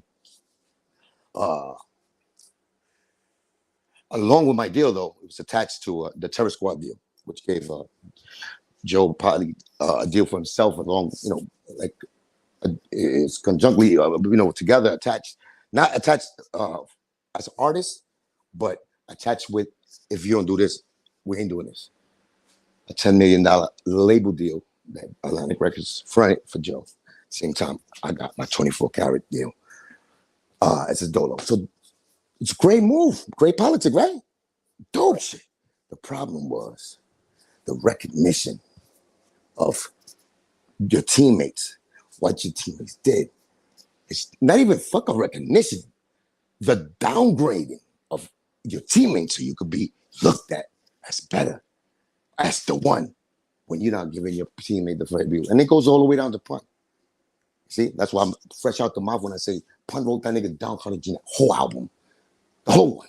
And I'm not lying. No, I'm not lying. 100% telling the truth. 95%. The other 5 was I'm gonna get. Now, Link. No. Let me finish because it's not hate, right? It's not hate when it gets to this point that my brother's dead and his family ain't getting the residuals, and they still got to go through the hardships of the ghetto and everything. When their father put in that work, that his fucking friends should have recognized and put that shit back in that nigga's name so they could eat. That's where the loyalty, that's where the brotherhood, that's where the fucking disrespect comes from. I know, y'all don't know because they don't get to be talked about. Never asked them, but I'll freely give it to y'all so you can understand what friendship is really about when you look it through my eyes and you got love for somebody, whether, what I'm saying, it's your brother or your sister. Those are moves that you don't need to debate. You don't need to ask anybody. These natural moves that you do. That's it. So, I understand it's entertainment, but god damn, I'm a fucking niggas throw fucking blankets over niggas' faces and they cool with it. Fucking, what is this? It's that you believe that, but anyway, not to call no liars. Just I differ from the truth because I know the truth. And why do you have to lie? It's supposed to be love and twins, and no bad no bad shit I ever did. No, I got. He went out his way to say that he got a regular contract with Pun. Showed Nori and everything. What fucking contract did you show Nori, my nigga?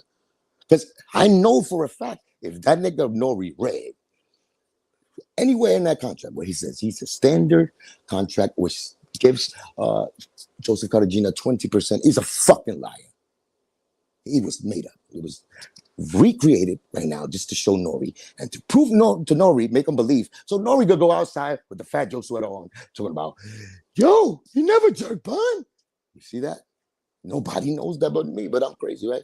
This is the extent of what he would go through to cover lies, because for a fact, my brother Pun was giving him 50% of everything he did. That's by law, by God, and by my motherfucking blood, nigga. I put that on stamp. If you think that's taboo by me saying that, he's definitely this extra shit behind the backs of all of us. Which I know what he did with me already. He got caught with his hand in his cookie jar many times. You know what I'm saying? And fucking up shit. Like, deliberately fucking up things so he could get the deal and take the money. Like, yo, my nigga, money, we let you eat. We helped you, like, improve yourself in a way that we thought you would be appreciative, and not just by taking a nigga to a deal and then leaving a nigga there and then using the budget for you and manipulate shit behind our backs. That's not help. What the fuck? And then you got the nerve, yo, nigga. I bought that nigga a house. If you gotta lie about buying me a house, nigga, oh my God, that closet of yours must be at. That shit is a cemetery, boy. You got some skeletons there from back in fucking before BC, nigga. You got dinosaur shit there. Wow, you have to lie about you buying me a house. When the fuck you bought me a house, nigga? Fuck out of here.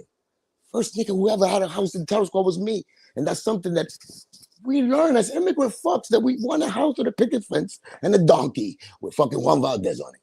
That's what we learn. So I got that when I got my deal. I gave Pun 25% of my shit, 12,500. He was sleeping in his fucking couch in his house. Slapped him with an envelope because he was sleeping. I said, I love you. I gave him a kiss in his fucking forehead. He cursed me out for a little bit in his dreams, and I ran the fuck out of there because I didn't want to see him. You know what I'm saying? Because, he'll throw it back at me, accept shit. But, he definitely earned that out. That's percentage from me, just not even because he's my friend or he asked me for it. Something that he's definitely earned, and even more than that. But that's my first beginning. Joe was taking 50% from him. He tried to gas me with it too. Pun said, that's my nigga, you getting 25. Fuck you. Nigga, you're not Fidel. You're taking 50% of shit. I love you, but you could get 25 for life or 50 one time. Get the fuck out of here. You know what I mean? You're not gonna be my friend either if you do that to me. Because that nigga there, I know his business, but you're not friends with him like you are with me, and you know where we come from. And that was the understanding. And he had to go through that 50%. We thought it was fair. Coming out the projects, you put your business and the people's line, and let me get a stage, let them get the ear so I can convince them of my talent. It's 50%. We thought it was fair. I thought after a minute. Then I started, the fucking highest paid manager was Chris Lighty. He got 20. You know what I'm saying? Like a lot of things that we didn't know came into action, and we still let him live. We didn't say nothing. We got damn okay, quarters. Fuck it. Criminal nigga from the Bronx, first projects. It's fucking, dude, we got bad habits. Let him get all that shit off. He earned it too because he helped my brother. He definitely was a part of paving the road for Pun to show his page. But he definitely got paid extra for it. Right. Yes, sir. So, Link, we spoke about you appearing on Capital Punishment. A few months later, Don Cartagena comes out. Wait, Cartagena. Let's get your Spanish right. Let's get your Spanish. Don Cartagena? No, Carapinga. Say Carapinga for me. One time. Don Cartagena, you're saying? No, Piña. Pinga, cojones. Pinga. Piña is a fucking pineapple. Piña. Pinga. Oh, Pinga. There you go. I'm fucking with you. You're just going to get beat up now. I think it's Cartagena. Fat Joe in the Terror Squad is coming back to get you. Oh, man, what are you doing to me on here, man? You just dissed that nigga right now. What are you doing to me on here, man? I love you. Yo, listen to me. His name is Don Cartagena. Cartagena. Not Gina. Yeah. There's not. Well, maybe Gina. It's a Guinea. We call them belugas around my way, but go with Guinea. Okay, listen to me. Cartagena. Talking about your buzz. These two albums came out within months of each other. You're featured on both. So yes, I was set up for that. I was in the back cover with the 12th fucking The Last Supper with the crew, and I was advertising actually Yeah Baby's album. Like I'm coming nuts with the 24 karat and everything. Yeah. I went through the right steps. I got the green light from the people. They gave me a deal, Atlantic Records. They believed too. I had the wrong person representing me. Didn't know that. Thought he would do for me the wonders that he did. I seen the hard work he put. I seen him use all his real resources to break pun. I seen it. I thought that was a beautiful characteristic of hard work from him. But then I seen what I seen what he was really after. What turned him on was that same street criminal robbing you, behind your back, setting you up, doing malicious shit like that. I seen that. I didn't like that. Personally, I didn't like that. I seen him leave me in a club fighting for when I did the opposite for him. I did a lot of shit to show him how much I love him. As just a human being and then a friend. Saying how I get down for each of them, all of them. They know me. Like, not even built like that where I do this it's my thing. I did it at moments, situations that needed to be done. That's why I get criticized for that. I get downplayed for that. For being a stand-up nigga and protecting my people's their lives. I get eggs and shit thrown at me because of that later on in life, right? They believe them, right? So it's that kind of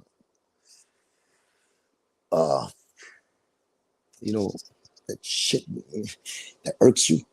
It's like, what the fuck you had to do? Yeah, it irks you. It doesn't actually, I know it's a lie. But it's some, retarded niggas these days, and gullible niggas, and just niggas that like to start shit because they know that that could be a lie, but they'll come and be like, "Yo, is it true?" And they say some dumb shit, and they spark something up because you got the other guys kind of controlling the strings of the public with the narration they saying. It's about the stories that I was involved in, my participation, my building of that pyramid. Terror Squad. Without me, it would have been Error Squad. You know what I'm saying? Right after Pump Pass. So at the end of the day, we all helped build that. It took me a long time for me to even admit that and wanted to admit that. Because I was like, fuck Terror Squad. And I said it, not even including the real Terror Squad, but I said it with pride in front of them too. But they knew who I was talking about. They knew.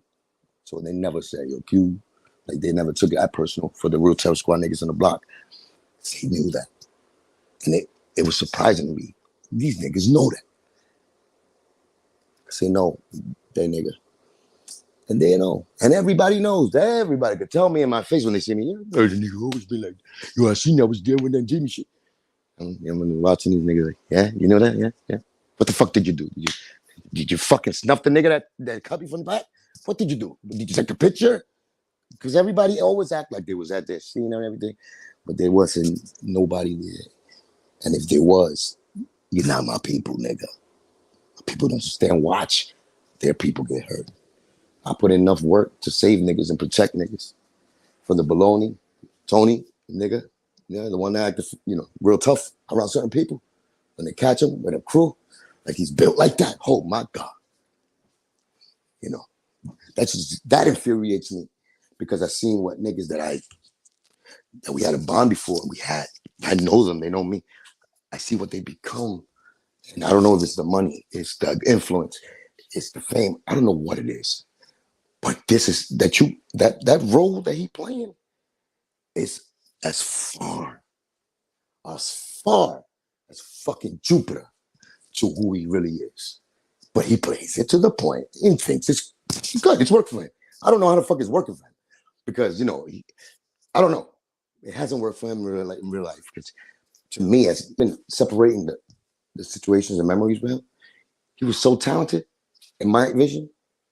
He could have been bigger than fucking Mark Anthony in my eyes. Because in my guidance and puns, you know what I'm saying? We saw him like that and we was willing to help that. And we did help him. We brought him inside Terror Squad. Joe didn't want him. Once again, you got me stuck.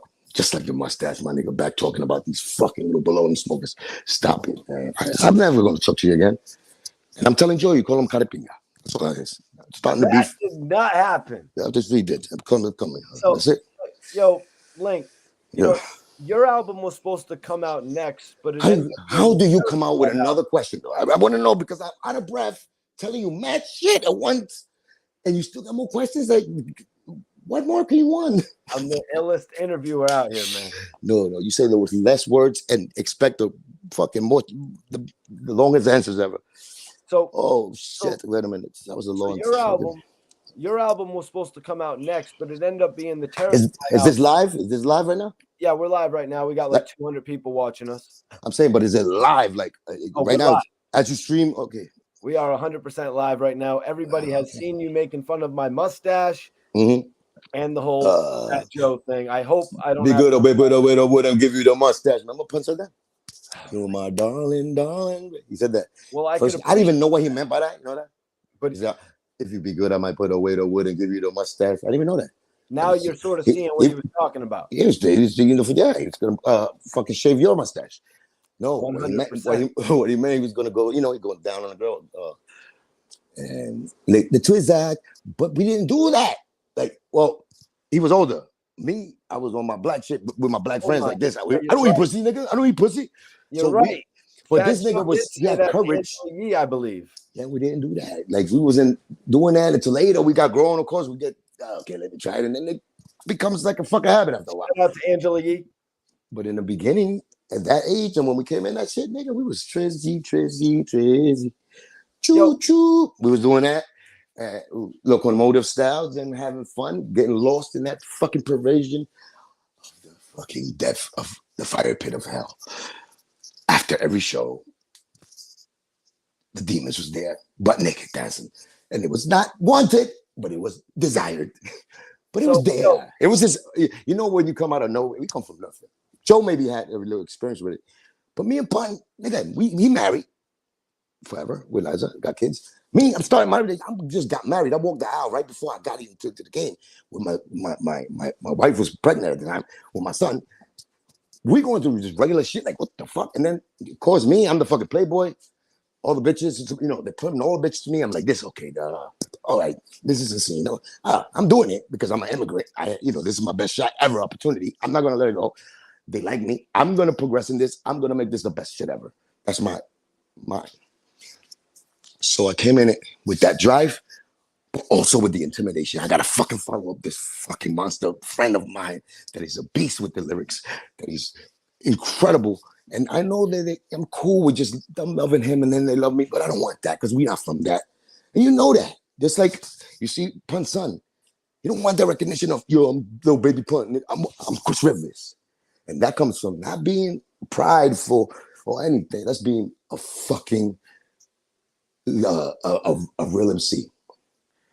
So if you have not found your own stamp where there's no shadow there, where you could stand by yourself without a blanket there, shadow, another nigga there, and you could hold that mic and you could make the motherfuckers listen to you and applaud, that's when you made it. That's when you know you're there. See me, I wasn't looking for that type of shit because I was caught up in so much other shit. But I've been had that type of shit or that type of love I've been had. I just didn't recognize it because I was used to the Fat Joe's. You're not that nice, nigga. Doing all that shit, which I know, nigga, we right for you. Like, that's been already, like, you just ingrate. Like, you don't know how to say thank you. You don't know how to just. On Cartagena album, so I don't know why that's saying Cartagena. Oh, shit. Cartagena. The Don Cartagena album. I think you okay. I'm definitely telling Joe now. You're definitely fucking. He's gonna get. No, what I'm saying is, I don't know how Joe could have thought you were whack with the way you rapped on that album. So no, Joe. Listen, after a while, of course, but when you're in that circle, and I don't know what the fuck. Like, I was fucking Cinderella or something in there because I never thought myself like that. I was like I felt like the nigga picked on me when we was cool already. Like I told you, I met this nigga on humble. Giving them love, watching him in his own fucking, his own people. We came through their own people, showing them love, watching them play softball, giving them love, being around him. So for the nigga to do all of that extra shit afterwards, like, yo, you must be jealous for me. Get like that. Wow. I just was oblivious to the fucking jealousy that he might have had for me, as far as me being Pun's, best friend, my relationship with him. Me being my own entity he can't control. Me being Pun's friend instead of his like that. You know what I'm saying? So that might have bothered him to the point that he saw me like, And I was defiant to my own. I stick to my guns.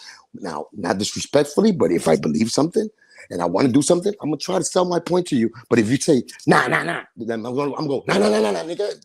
What's fucking nah? It's not fucking nah. Let's talk about it. Get the fuck out of here. I earn my respect, nigga. That's first of all. I earned it. I've earned it in battle. I earned it in writing, working. And for you to get on a fucking Source magazine and Double XL and say that your crew is lazy to niggas, see, you don't know the deep shit, right? It was a lot of Link. With all due respect, 50 Cent did the same thing about his group. And that was fine. That was if they could admit that they was lazy, then I guess he would be right. But once again, don't say 50 Cent wasn't getting his shit written by fucking Banks and this nigga. You mean he was? He was not, right? Okay, a lot of people say Banks did the hook for In the Club. Okay, one. I'm talking about it was 50 Cent's whole fucking style given by his crew. Did he not invent that style? Did he not write his own lyrics? Did he put his own work in? Shit. Okay, we don't know that, right? I ask you about 50 though. So what I'm trying to tell you is not the same thing as Joe. Niggas that wrote an album as team. We started a think tank together, unity, which is a beautiful thing. We did it for anybody that was with the group. That's what we do. We just love that. We love hip hop that much that we see that. We visionaries. Always been. Pun was number one. I was like this, always behind him like this. I see that too. I see it.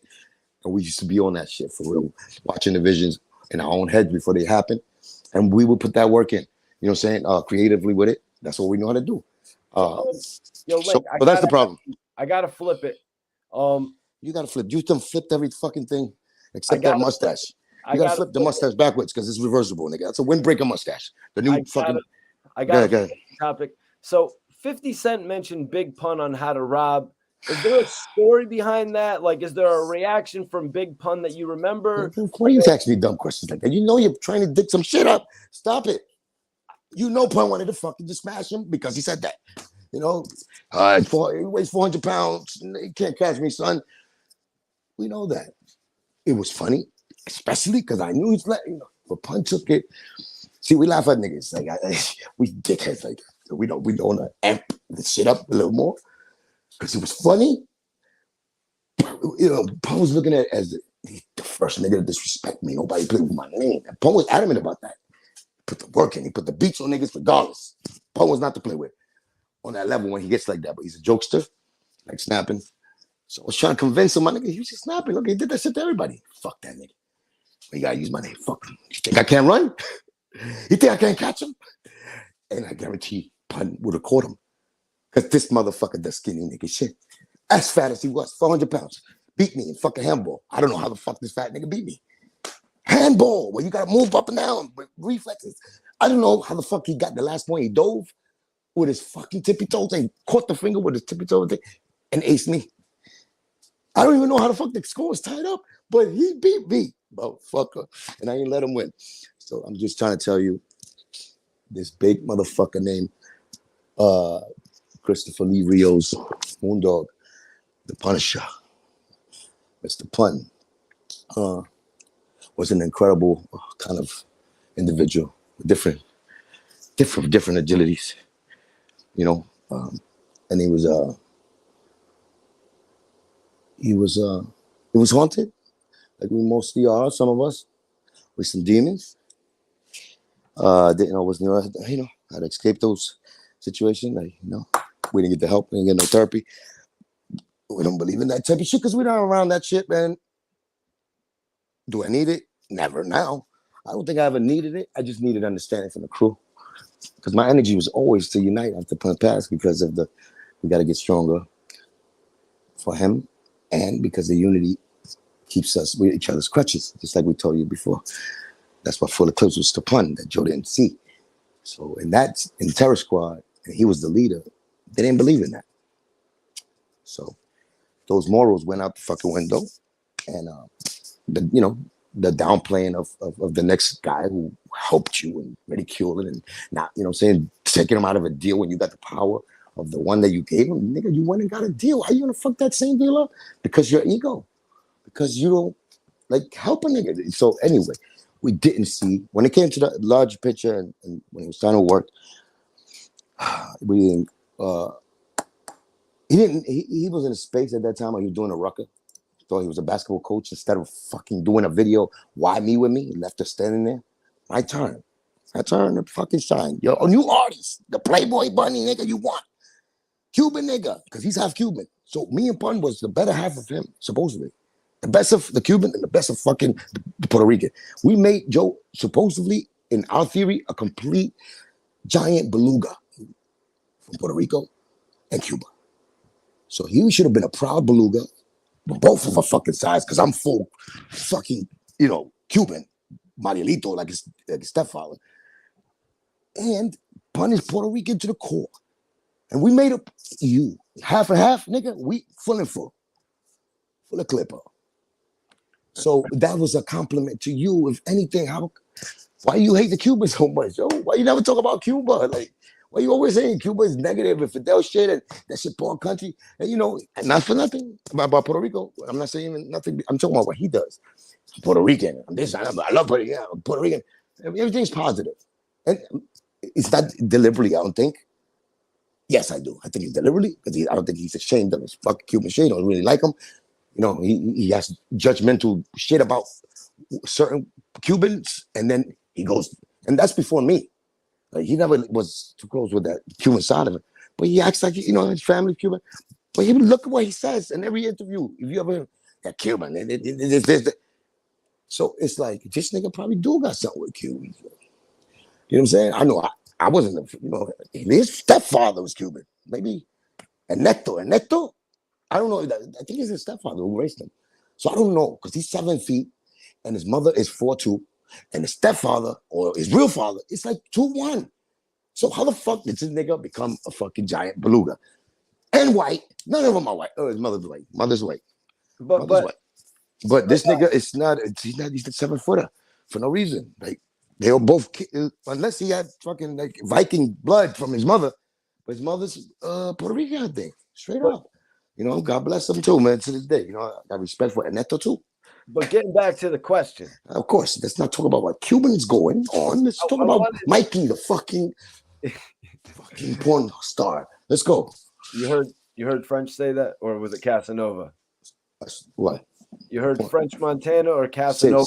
Say what? Mikey T, the porno star. First of all, I'm creative enough to freestyle my own fucking jokes and say what I feel without hearing. Oh, it's the damn mustache. You said that. No, I swear to God, I never heard nobody call you porn. I just you're on me. You're on me right now with that mustache shit. Because I'm trying to give you. Some Cuban Link energy. But not because I'm talking fast. I'm talking fast, but I'm talking with sense and I'm talking with points. But it's so much shit. And you're hurrying me, and you're taking me from fucking, like I said, from Prospect Avenue all the way to fucking Coney Island, and I'm getting lost in the middle of fucking, the Warrior movies. That's what you did. So tell me, did Big Pun really go looking for 50 Cent? He did actually address him on track. Did he go looking for 50? Nah. He wanted to confront 50. He wanted to confront 50. Let's just say that. He didn't want looking for him like that. 50 was in... 50 was when he came out in the club. 50 was young, defiant, motherfucking nice little street corner rapper, street nigga. Yeah, with a gimmick. He was obviously a gimmick Pun. You know what I'm saying? My nigga, he's like a compliment, in other words. He used you because you're that big, as far as like you're the biggest star. He used you, even though he's trying to rob your fan base. Because it's a double meaning shit. That's why he said, how to rob niggas. He's going to rob your fan base is what he meant, really. So it's a stick up regardless. So you're disrespecting, and then you're a real nigga. We consider you to be real after all the shit you went through. So you really meant it. You try to rob my friend. So now it's a little problem because we have to discuss the situation. But no, joking around. I knew that he was joking. Joe was mad at him extra too, because remember, Joe was on funk Jay-Z because he was jealous of Jay at the time, bullying Jay-Z all the time. 50 came and did that. Joe was on fuck that nigga shit too. He wanted to fuck 50 Cent up too at that time. Back then. He sided with Pun Extra. Me, I'm the reason. Like I was the reason between fucking even Joe, Jigga and Pun and Joe. I was the middleman again. I was the link between Jay-Z when he had problems with, he heard that Pun and Joe was gonna get him. I was at the DMX party. He came to me, pulled me to the side. Q, let me holler. Hey, yo, Q, just tell them niggas, you know, it's not for them. That, you know, Source Money ain't mean that for them. Source Money said something. I was like, yeah, they mad, my brother. You know, they mad. I don't know. I'm gonna tell them though. I know. Lyrics, music. I was always on that. If a nigga shows, you know what I'm saying, a different thing. Pun was more, you don't want to be disrespected, you know what I'm saying, ever in that game. That's who Pun was. So by 50 doing that, he just, you know, he just felt tight at the moment for good like 2-3 months though. Because that song was a little hot and he liked it. It's just that he didn't want to be fun like that. You know what I'm saying? He's not a rapper. That's why he was like, I'm not a rapper, nigga. I'm not a rapper. And yes, he was. The best rapper. You know, and that's what the foundation of the crew, like I was saying, but Joe, as far as the terror squad that he had, not even the street niggas, but even the street niggas, yeah. We come from a criminal element where that is that hardcore where it's like, you know, we really get down like that. Like they had that. And I'm not saying Joe had that in the beginning too. You know what I'm saying? That's where his rep overs come from too. He had a strong crew. All those names that I said to you, you know what I'm saying? I'm not saying that because, you know, no fear, nothing. I'm saying that respect.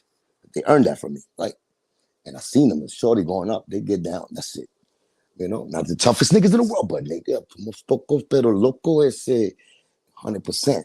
You know, and Joe was part of that crew, and they got that respect extra because of them too. That's why I be mad too, because he never helped them get the fuck up out them projects. Some of them died there where he could have helped, when he could have brung them up. And that my whole shit was about bringing my niggas up always. Always. And I know in the sidelines, he looked at me with them fucking Cabrini green fucking polar bear beluga eyes, and he hated that. That I was the niggas that I did it genuinely to help. I put niggas in my like from the hood, nigga. Come on, let's go, nigga. In the NSX, 30, fucking 4 deep, two-seater. Rocking with the crew, still doing fucking spin outs in the fucking hood. That's me, and that's Pun. That's what Pun went. He bought the house in the hood. That's we was. We wasn't acting like we was fucking doing anything because we showing off. He did that for that. He comes from that era that you had to pull up with the Louis Vuitton, that began, and he got to get the best because he got to show off for the ladies to like him or just be in style. We don't do that, nigga. Like we didn't do that. We did us where we are who we are. And we good at what we are because we love what we do. And we do it. We don't talk about it or get another nigga to do it for us. We are the motherfucking work. We are the creative process. We are the fucking process that teaches you how to say it. We are the process that gives you love so you can recite it and be doper. If you believe in this is doper and we believe that this can make it, then believe it because we come with love. That's the difference. Come with envy and hate. Disguised with the love that we taught him, that he saw from us, because that unity came from Full Eclipse crew. Really, me and him. Say's too. And two, because we showed it. But it was the bond, and I gotta say it. I'm not even trying to be fucking egotistical or selfish, but fuck it. I earned the right to say that. Foundation is me and Pun in that house. You know what I'm saying? Playing pool, betting thousands of dollars of Monopoly money. Going to the gym, basketball courts. Dolo. Not even his family would see him before the deal. Me and him right in that living room. And then we loved Say so much that he left us for the next niggas. And when he came back, because he heard we was popping off in the hood, we accepted him back out of love. To him, the sick one. He wanted to be our manager in the beginning. He wasn't even rapping no more. They said, "Oh, can we be down?" And we said, "Fuck it, you down too, my nigga." That's the love we had, not naive. That's the unity we had. That's what's dangerous. That was life. That was beautiful. That was positive. That was the difference between us. And let me just say, Mr. Fat Joe, Don Cartagena, like you like to say. That's the difference. He comes from, the stories where, you gas a nigga to meet you somewhere and somebody else is hiding behind you and push you off. Maybe a roof, maybe a fucking whatever it is, school or the front of a car. Somebody's gonna do you. I know that, right? Because those are stories that I know. And I know that's the world. You know what I'm saying? Poor, Mom Dukes, you know what I'm saying? Welfare. I'm from that too. Crack. You selling crack, your mother don't give a fuck if you sell. You got crack right there bagging up in front of you. Your stepfather's helping you fucking launch and shit. Okay, you got the criminal family. We know that. I didn't get that like that. My father did with me because he's a nut. But my mother, different. And we had that balance. But I'm just trying to tell you, we're from the same place. You believed in, you know, my brother, which had the talent. We was there. We didn't hate. We helped the process. You hate, wanted to split us up. We went against that because we knew the big picture and we love this hip hop. We love the music. We love doing it. We love helping you. You didn't ever appreciate it to the point that you could just step out of your fucking white little shell and go, thank you guys for helping me become using a team that I let you in. And I'm gladful that I let you in because you were an asset and which created the unity that helped me become, you know, a new level up as an MC. That's what I wanted to hear from Joe. Once, if he ever would say the real shit, that realness is there. But I gotta stop even thinking that niggas can be built like that. They're not built like that. You're saying that, well, I think that's a beautiful statement and a true statement, and that it hits every angle of the realness. He can't say it now because I said it first of all live. I never said that before. But if I tell you the truth, that's what I will expect a real nigga to say if it was Joe, because that's what was shown to him, right? Now, arguments like family do. You throw a shot at me, throw that. Yes. But we at the level that we already created something that was imaginable, from unity and togetherness and all of us together. I mean, it's different, like pieces, of course. You know, I would have to say definitely. You know what I'm saying? I don't want to be like I'm that nigga. What was the destiny? That was the one that introduced you in that store. I wanted to get you. From that to me to go get you. And I'm coming from fucking Cuba, nigga. 20,000 miles away. I'm not even knowing English. I'm over here with the best Puerto Rican ever touched the mic. And there's a hip hop history. My friend. I never did that. I never took that. I cherished that selfish shit because that's my friend, right? So that hurt for real when he passed. It's not a fucking rapper to me. You know, it's deeper than that. So that's why, you know, certain things bother me, but what is the chances? I gotta be there. What the fuck am I, Forrest Gump? Am I Forrest Gump? Cuban Gump that I go win the touchdown to the Super Bowl, then I pop up in the Vietnam War out of nowhere. And I'll become a hero and fucking President Kennedy give me a medal while I squeeze fucking Marilyn Monroe's ass. I don't know. But I'm trying to tell you that it's my life. Like, so way I'm supposed to leave Puerta Cerrada. Place called Doors Locked in Cuba, the communist country. And you can't escape because it's an island unless you have a fucking paddle boat and a motor with a dolphin on it. I didn't have that. But you know what happened? 1980. Hey, Mr. fucking Jimmy. Carter. Welcome home, Carter. Out of nowhere. Come on, Cubans. You're tired of this motherfucking bastard taking your fucking freedom from you. Come on down to America. Stops in the Bronx. Stops in the Bronx. Wow. That was the situations and those are coincidences that happened in my life. Fucking shit like that. And I ended up here and become a fucking rapper after I didn't know English. Nigga, do you know what kind of American fucking dream is that? Not everybody gets the chance to be signed to Atlantic Records, man. Not everybody gets the chance. Listen to me. The Atlantic Records are fucking users and pimps that's supposed to be the fucking grooming backbone of an artist to help them develop, put them out there if they believe, show them they believe, make sure they don't ever have to, you know what I'm saying? Or if they could, hold them down. Let me get the point across. I'm talking, and when I say Atlantic Records, I'm talking about labels as we knew them. Those motherfuckers pimped us, nigga. Did you say it was a $1.4 million deal? Oh, yeah. $1.4 million. You know what studio? Do you know how much studio cost? I did my album. It took me a year because the Craig Common kept on fucking saying, oh, we don't have a single yet. Then they went with Still Telling Lies. That's the first song I did. So anyway, I don't want to get caught up in that, but I'm just trying to tell you. Street light next to Daddy's house.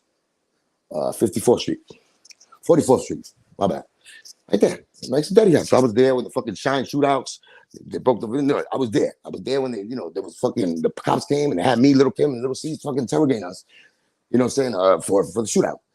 I was a lot of stories. You know what I'm saying? I never said it, but nobody gives a fuck about the Cubester anymore. You know, they only care about his mustache. That fucking mustache is getting more attention than me, and that's the problem. Yo, my nigga. So what I'm trying to tell you is that labels have pimped the artists longer than you could ever think. You know why?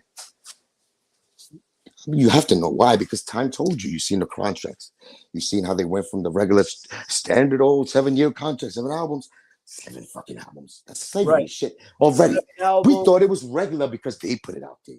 Understand? So that was regular to the norm, and we, as a young, males and females, rappers coming out of the hood, they took advantage of us. They did. They ripped us off, and then when we not hot no more, they throw us in the garbage.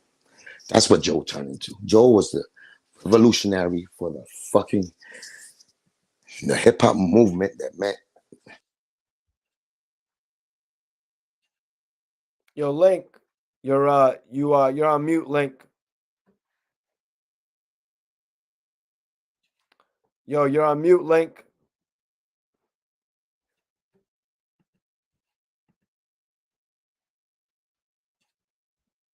Yo, Link. Second. Damn. Cuban Link, can you hear me? You gotta log back into the video. Why? Okay, we're good. Good. All I have to do with that. It's probably your mustache, man. Like every time you fucking go like that, like fucking I dream of Genie. I dream of Genie. You're doing the opposit. What did you hear? We got 200 people in here who keep on making a joke about my mustache. Listen, but I'm gonna make a whole fucking blog about your mustache. I'm gonna make a video. Your mustache is gonna have fans. What's up with you and T.I. with all the comedy? I don't know about T.I., but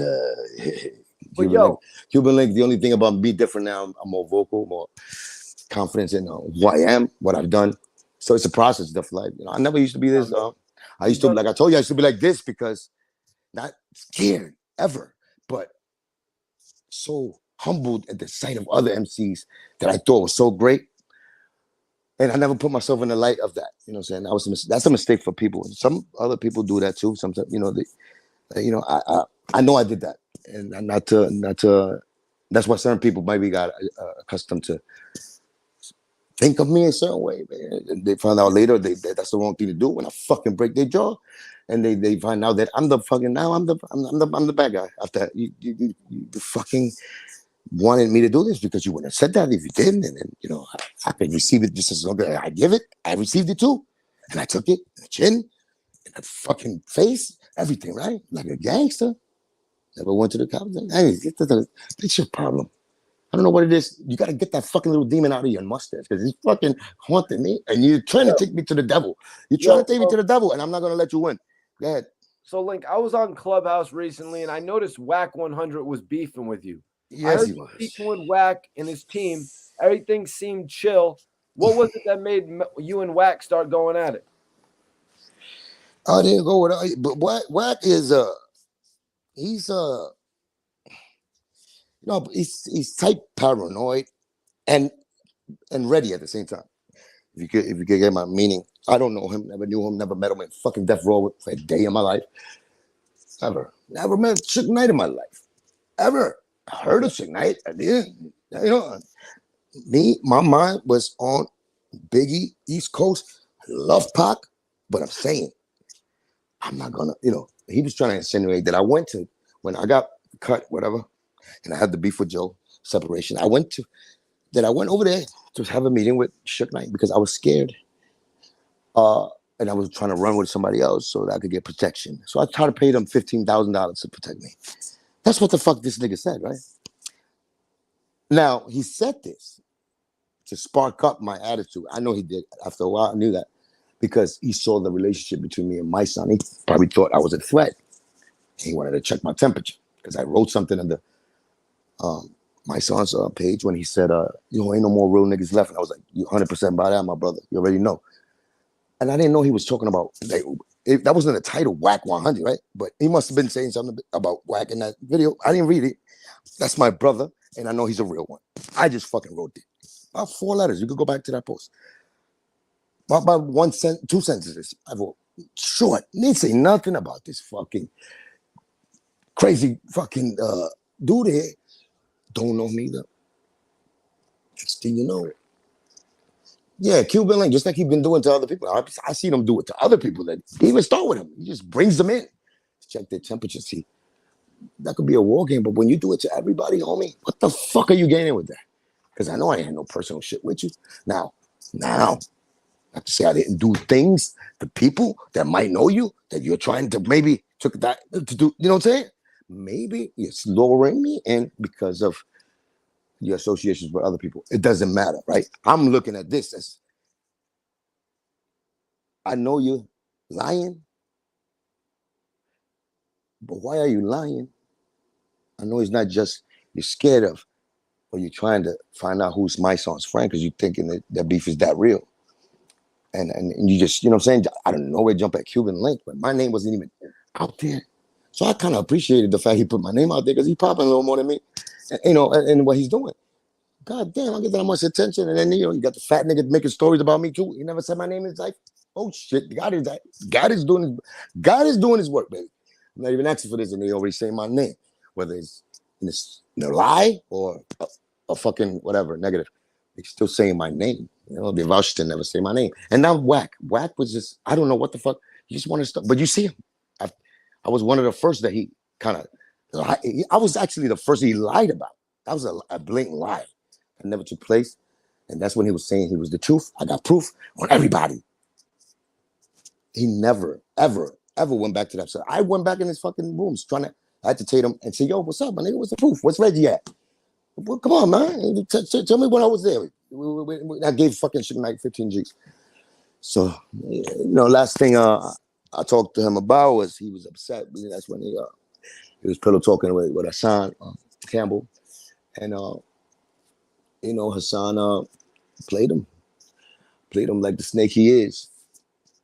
And that's very shameful. He could act like, that exposed him to the world, but I seen that already in the reptilian face that he has, and not to downgrade that, because I like him. I ain't gonna lie, there's a part of me that like this truth. I just don't like the motives. Why? I don't like the motives. Why he picks these weak, not even weak, these people that are in certain predicaments that the majority don't like. You're getting paid to bring them back into the light. That's your services. You know, bring 6ix9ine, the guy who snitched. That's not tolerated. You're gonna make that snitching cool. And we almost did. That's so much incredible shit. Well, maybe he didn't do it, but he put the facade up that he did. Because now for 6ix9ine, it's a little working more. So he's good at that shit he doing. But say it. Be a real one, like you said. You came from real cloth. Don't do that to the kids. Be a liar. Be a fucking a manipulator where you set them up to get hurt, where you too close to fire to things that got destroyed and you don't know nothing, and you got certain kind of like deep secrets on niggas that your friends that you had relationships with. What kind of nigga are you when you see that? That's dangerous to anybody. So that's what's the backlash that he's getting when you analyze his character, because you actually heard him say things. He's not even bragging. He says stories that even happen. Then later on, you see it fucking happen in the news. And you be like, that nigga, why we said that shit? How he know that though? Right? And I'm not trying to say, fucking fat or anything. I'm just trying to say, brother, you working for the wrong energy, and that's the only fucking explanation I could give, because you know that you 50, you know what you're doing, homie. You only getting close to this so you could do this, and if you don't, then you gonna go in there, take something possessive, might hurt him or her, something very important, and then blackmail them. Like, who blackmails shit? Who blackmails the motherfuckers like that and think it's cool? That's not cool. That blackmailing game is It's bitch nigga shit. It's shit that, you know what I'm saying? I mean, it's powerful. It's a great tool to get what you want done. Keep it behind closed doors. Yeah, but sometimes you can't. Sometimes you can't. Right. And then you talk about it. It's like you're getting away, and you got a pass to get away with it. That's why you're talking so freely about it. Because you can't be that real. It's like you killing somebody, and you say, "Yeah, it's crazy. You body this nigga yesterday," and then you don't get caught. You don't even go to jail. Is something wrong? I don't want to. I left that scenery. You know what I'm saying? I had a little liking for, you know, I had understanding, but I found out that my understanding and his motives are way different. Right. Way different. Because at first it seemed like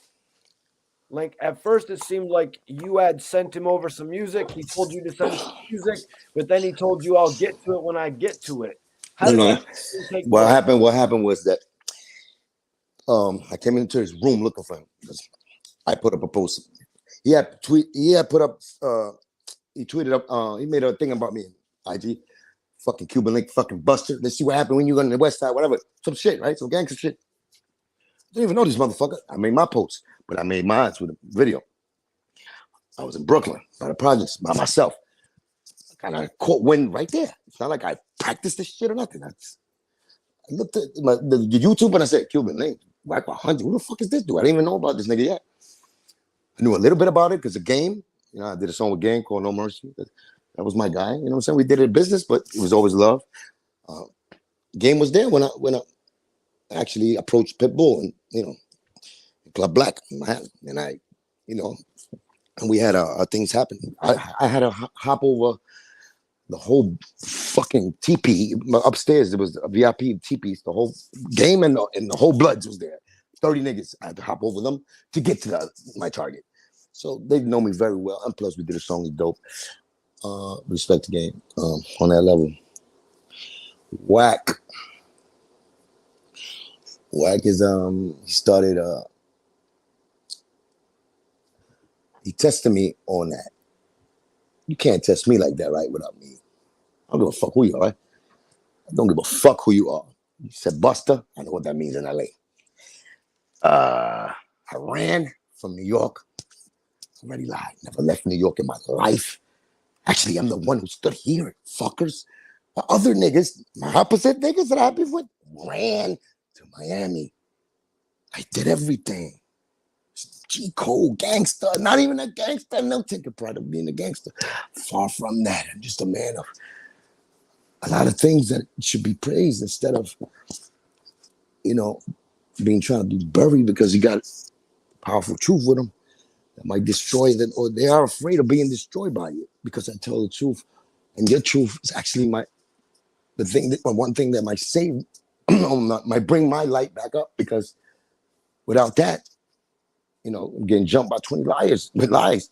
I got one truth, even though it's strong enough to fucking beat up all them 20 lies. They get more attention, they get the distractions, and that's how it's been for years, you know. And that's the difference about this time. That's why the missing link is not missing no more. He's finally here with the right delivery, the right message. And I'm very proud of, you know what I'm saying, this evolution and transitions that life has let me lead. And, you know, a lot of, you know, God, of course. You know what I'm saying? God took part in a lot of, you know, holding that wheel and start driving a little bit because I trusted him, even though I always did, always fucking, you know, been a godson, you know, a believer of the Lord, warrior, and if I fight, if I go whatever, you know, I know God has got my side because I'm coming from righteous beliefs and intents. Always in my fucking life. You know what I'm saying? Regardless, I'm not ashamed or regrets anything that I did, even if I did it for people that didn't deserve it. I know what I did. That's letting go of yourself because you needed to. But you have to know that you got to let go of yourself so you can see yourself for who you really are, whether it's good or bad. You know, and that's a transition we all got to go through, you know, and it builds your confidence. Actually, I went through this with the COVID shit and me, you know, with the nature shit that I've been doing. My little, you know what I'm saying, little trips and shit. Going back to that. But I usually COVID, because nobody was driving and I was, you know, Will Smith and fucking I Am Legend by myself and a deer. Instead of a dog, I had a deer. And I raped that deer a couple of times, but then I got a bear. That's a whole different story. Okay. Your mustache is still fucking talking back to me. And I'm So going to... All right, go let ahead. me ask you. I don't know what the finger thing was about, but go ahead. Oh, sorry. No. I don't know. You're going to go like this to your mustache, motherfucker. I don't know. Gotta fuck what you got.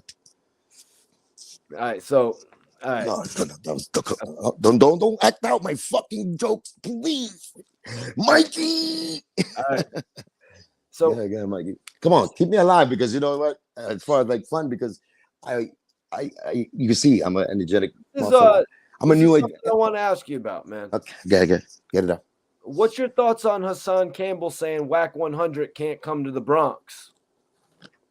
What's your thoughts about it? I mean, you from New York? No, you from fucking. That's right, Connecticut. But Yeah, Wack was in Brooklyn, but he's in Brooklyn. I feel. Look. That's what I feel. I got nothing but love, and I really admiration for Hassan Campbell. Follow his story from the get go. That's why I even told you I knew be Stinger from back then in Jesse J Studio, because I remember certain things, and you know the lies when they're told, they come apart. You can see it if you pay attention. Anybody, fucking a smart guy that has technology that could go through YouTube, you could depict me and Joe's story from way back, all the footage. I guarantee you make a timeline where this nigga, you'll find the fuckers like the Da Vinci Code, and it's like that. He full job, but I've been telling you this all, and I get no love on it. It's like that's old. No, nigga, new evidence. Hello, he lied back then. So I don't even want to do that no more. I'm not on that, right? That's why I talk so confident about what I am, because you have to own that. So you don't. Nobody can hurt you with their different opinions on lying. They deliberately lying on you, or they've been paid to lie. Or they just have a different opinion. You just enlighten them with the truth. You stay on, as long as they don't disrespect, they don't challenge you. That's where we got it. That's where we want to put the line out. And nobody's ever done that. You know what I'm saying? Say certain niggas from the back, you know, sneak shit that, you know, I'm comfortable around my shit. And they gotta be one nigga that know me that let the enemy in. Let's gotta always be like that. It can never be that standoff where it's like, yeah, nigga, let's go. Whatever to whatever. But look at me in the eyes every time I won. And they know it. And I know I'm just that nigga. When it comes to, you know, when it's on and it's turned on, and you ain't turning me off unless you turn me off. And I'm willing to go all the way if I'm in there. And it could be for me. It usually always used to be for, you know, somebody I cared for. A friend, somebody as a protector. Rarely did I ever accept that Connecticut shit with me. I told a story with Joe told a story. That's the only one really that I defended me on some more like, yo, you know, but usually it's to protect somebody else. You know what I'm saying? A lot of things happen like that. It's just growth, brother. You know what I'm saying? Growth, regardless you see me here, you know, I'm very, very blessed to be, you know, still around to this day. Still, you know, kind of good, even though fucking, you know, we mistreat ourselves with the shit that we put on our bodies. I'm smoking cigarettes, breaking night, you know what I'm saying? Fucking doing crazy, you know, shit in the road and living that type of life of a musician. And, you know, it's a blessing that I could still be, you know, arguably the handsomest nigga in the world still. I mean, I'm willing to put $5 on it if we put a toll out. But I'm far from conceited, right? I'm just saying that fucking around. But, you know, I have to look at myself once. I never did that before. And now after fucking 40s, I got to go, yo, I'm still all right. And not all right. When I say all right, I'll be like, I'm fucking handsome. If I put my shit. But I'm not even into that. Like, going out with a girl shit. I never was. I never was the nigga that just be up, hey, lady, you want to come with me to the movies? I never do that. My shit was just me. And, you know, do me, whatever I'm into. And then the bitches come because they find something in me, and then I start talking. But I will never go out and, you know, be that, because that wasn't my thing. My thing was more, you know, philosophy, you know, creative shit, on some nerdy shit. But that's what I was really. So I'm just trying to give you that point when I say, like, even when you look at your own features and build that confidence, like I had to do, like I told you, that time by yourself. It's like, it's great to have that and know it's because it's the knowledge of you knowing yourself again. Maybe you're lost because you listen to other people, because so much shit in the world distracts you from you. You know, you have to really get to know yourself. so you could know what you're great at, what you're not great at, so you could use mind, body, and soul to channel whatever gifts God gave you and put them to work and get them out so he can help you too. That's it. That's my message. And you know what I'm saying? As simple as that. So I want to ask you, man, was Eminem supposed to be How in the Terror Squad with you? How you went to Eminem? What was the last nigga you brought? Wack? Did we finish on Wack yet? Yeah, we kind of did finish on Wack. I mean, I wanted to ask you. Wack is an asshole, but you gotta like him somehow. But he's a snake. But he's a pedible python sometimes when he wraps around you, but he'll kill you if he thinks you're a little rabbit or something, because you always pray to him because he's always on the hunt and he uses fucking friendship tactics like a snake. And that's what I don't like. And that's what most niggas don't like, because you can't be trusted. It's too bad because he say some shit to, you know. I just heard him say some shit about, you know, the J Prince. I don't even know if he's saying the truth because I don't believe Wack no more. Sometimes he says the truth. Yeah, it's a whole and it'd be deeper than that because it's business. So just what he said on the show, on the LA show, I forgot, Dub seeing them nigga show. Yep. I seen it. Kind of makes sense to me if it's the truth. But I'm sure he got his Wack sauce on it. So the only way to do that is like, yo, say the truth. You're gonna have to come back and talk about that one. I'm not talking ever. If you don't cut the mustache off, I'm not coming back on your show, my nigga. I'm going to get a haircut tomorrow morning, man. No, listen, you need to get two African ladies to braid the fucking mustache into the fucking beard. They're the best fucking. If you go to the Bahamas, if you ever go to the Bahamas, if you ever go to the Bahamas, Mike, go to the Bahamas. I'm gonna pay for your fucking trip. Carnival cruise. As soon as you get off, when you walk down the boat, it's like fucking mad bitches that do braid hairs right there for $2. I'm gonna give her 50 cents. I'll give 50 cents so you can braid your fucking mustache to your beard, and then we're gonna find some ear fucking hair so you could put it together, and we could really do that yarmulke party that you want it. So let me ask you. Yo, this nigga's stupid. I'll be saying some shit, yo. I hope I'm entertaining y'all a little bit, man. Let me ask you. I'm sharp with my shit. That's the problem. I be sharp with my shit. I look at myself and be like, hey, you're a fucking guy. You got a fucking giant nose. Do you have any thoughts on the beef that sparked off with Wack and Hassan that has now included the likes of Nipsey, Gillie Da Kid, Nori, all these different artists? So I'm sorry. Wait a minute. Oh shit! I just noticed this. So what happened? No, I was saying, do you have any thoughts? So Wack 100, what? His son, what? No. I'm saying, do you have any thoughts on the beef that sparked off with Wack 100 and Hassan Campbell that has now included the likes of Nipsey Hussle, Big U, and Gillie Da Kid? Of course I was there. Yeah. I seen the whole, I seen the pre-novel, I seen the setup to it. I seen the happiness, even in the acting. This was like it was a soap opera in real life, because I seen the gullible Hassan, as far as him being accepted by somebody from the industry that really liked him. I seen that that raw expression, you know what I'm saying, to be accepted, and I seen him have it like a happy kid, you know what I'm saying? Because some of us just, we just want to just feel that from a real one. Like that. Come on, man, you crazy? You with it. You know what I'm saying? You that real. You want to be accepted by that. Because that's a sign of social. You're a social guy. You're accepted by the masses. And unfortunately, some of our roads, and I put myself in that same situation that Hassan is in, where he's the enemy. Whatever he feels standing for, maybe he outed out. It's a whistleblower to the situation with Bambaataa, and that's why it is why that's, to me, I looked at that after you being a grown man. It's very valiant thing to do. That's never done before from a character like that, from somebody from the hood that represents himself like Hassan does.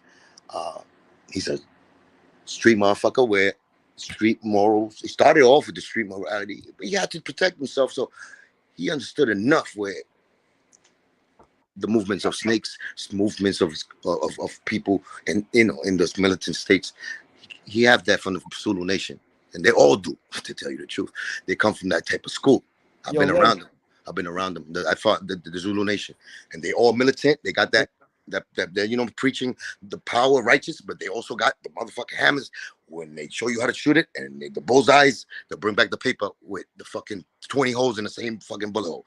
So they are trained by themselves as a group of a militia to really be, ready. So I respect that also, and it's just we all get we all products of, not even, I don't want to say that, but we all come from the same places of hood, ghetto shit, but we had to settle for less, and we may do what we had.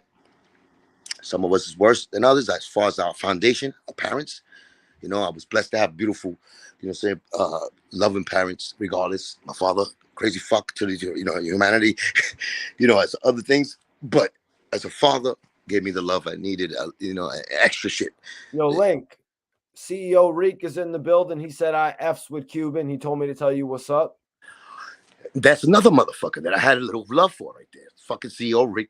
Yeah, you guys were chatting on the clubhouse, and it seemed cordial. No, because I don't know, man. I'm just too real to see things, and it's like, are y'all playing a game, maybe? Because I want somebody to tell me that y'all playing, because I know the situation gets real, right? Like, see, Reek, like I first seen him when he was like, being trying to be like the apprentice to Wack, right? On some more, let me get, he could put me in a situation where I could move my career and do what I do. That's what he wanted, like most people do. They want to join forces and build something and get accepted by niggas in the industry. And Wack, he sells a great game. You gotta understand, Wack is a criminal motherfucker too, which makes him either, because criminal don't mean shit if your word is everything and you stand by it, even in the jail system. If they know your word is good and you about that, whatever you say, and what you're saying is honorable shit to say and honorable shit to do, even if it's wrong, you're gonna get that respect. But if your word becomes shit mud all over the place, where you just do this for attention, where it looks like you do this for attention, where it's like now, and I think it's this case of him being a little paranoid with, like with me, my situation. He don't know me. Why would you bring me out the back like that when I never said nothing about you? So maybe you heard of my shit through K Slay, because I put one and one together. K Slay, man, K Slay had a beefs, you know what I'm saying? And I say beef because he, I will let him rest in peace. Rest in peace. But I think in my model, my way of thinking, he only rest in peace when the truth is out. And I said this when he was here, and I will say this when he's not, just to understand, make you understand that, I don't want y'all to think, he just hate because he's my Fat Joe, the Black Fat Joe. He was the Black Fat Joe at one point. And I think he did that deliberately to fuck with me, because he wanted me to know that he was rocking with Joe and not me. I don't know why this guy that I started, I seen them come up, he was my DJ in the beginning, like he DJ a couple of my sets.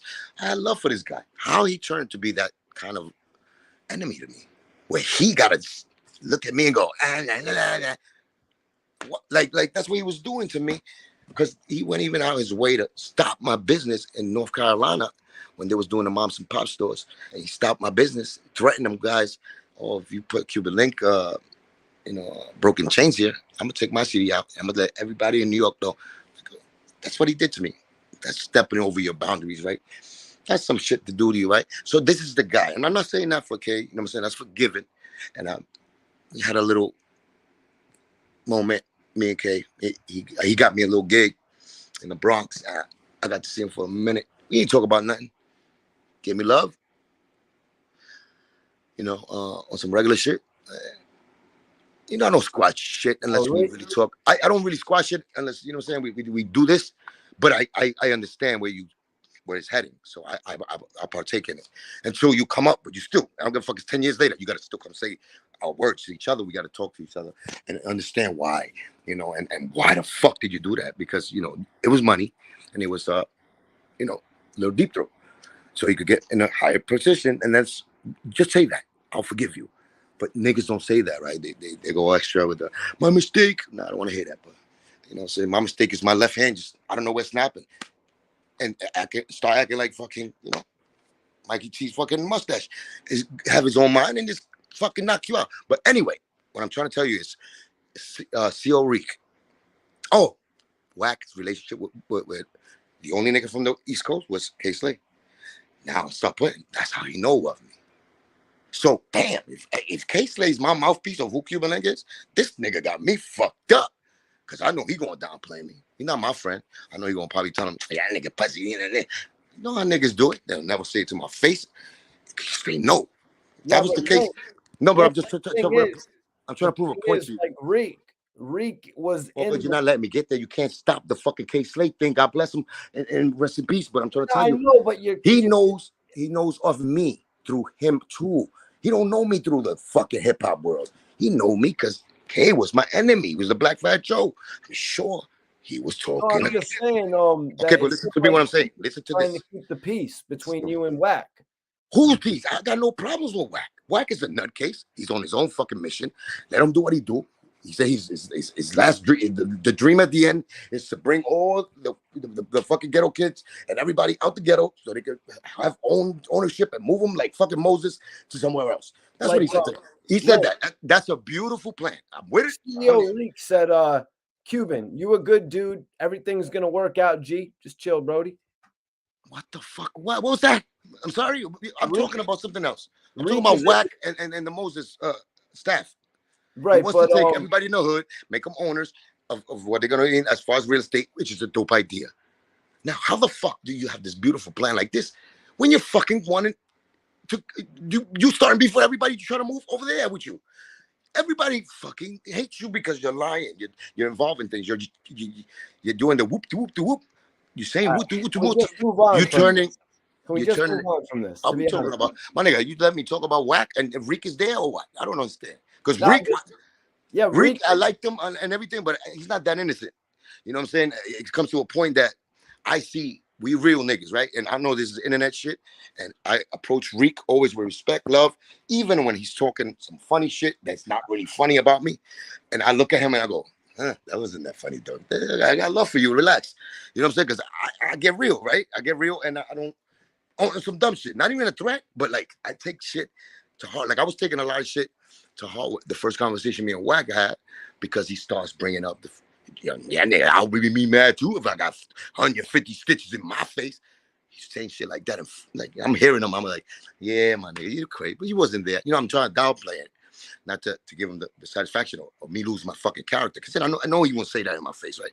Because you know what the next step is. Just like you said, you know, we gotta get popping. And I ain't gonna talk to you. You say that word, I'm knocking your jaw off. The Kratos is going back to the moon, and your face is gonna be just plain gray, stiff, on the floor, and because that's where I see you. If you disrespect me like that, right? In my face. Now he disrespecting me. That's the growth for me, right? Hold my shit to the point that I can't be. I gotta evaluate it where it's like he doesn't know me. He's saying this out of anger, out of protection of himself, because he probably think that me and Mice got a fucking little conspiracy with each other, and I might get him for Mice, maybe, because there's no way in the world I ever met this guy. He's making up a lie about me paying for protection. Never happened. And then I turn the conversation and make it cool with me laughing at the end a little bit. And we kind of in a cool space. Reek, you know what I'm saying, starts, you know, he takes his typewriter that he uses for typing all of Wack's fucking notes. He puts that shit to the side and he joins the conversation. Shout out to Reek, my nigga. So Reek, we all own some cool, shit. When you come to the West Coast, you gotta come. So Wack says, what's up with the new project? I start talking about my shit. I said, I got no new shit, Wack, for real. Nigga, I could make that happen for you. So, doing his pitching game with me. And I don't believe him, but we men. You're supposed to be a nigga of your word. If I believe you, your word's supposed to be golden. Said it to everybody there. He said it to me. Next week, my nigga, send me some music. I guarantee you gonna have a single deal by Empire. I don't know what the fuck. I just wanted to test him on his word. As a man, he has no shame. He has no shame that when I say I want to bring that topic up, yo, my nigga. Like I bro, what's up with that? You can't be just using a word unless your word don't mean nothing. Then tell me that from that get go. I thought he was a real one.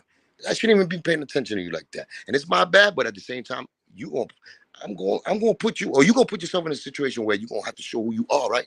Fuck all this internet shit, because I know I'm who I am, and I'm not no nigga to act tough. But my nigga, my stripes are there for a minute, for a reason. And those that witnessed, and those that understand where I'm from, and I'm sure he does too, because he could hear stories out in Cali about me. But there's nothing that I'm willing to take on straight ahead and be a man about it.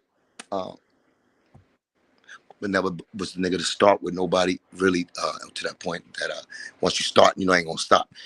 So that's all it is, man. With me, he started with me. I'm thinking now it's linked to K-Slay, Fat Joe. I'm thinking that's coming from that side too, that hate. So I'm very calm, and I'm just like he analyzing me, but he was smiling at the end. So I'm thinking we cool and all that shit. I still have my way of feeling. I'm like, yo, but you just take it back. I still hit him time to time.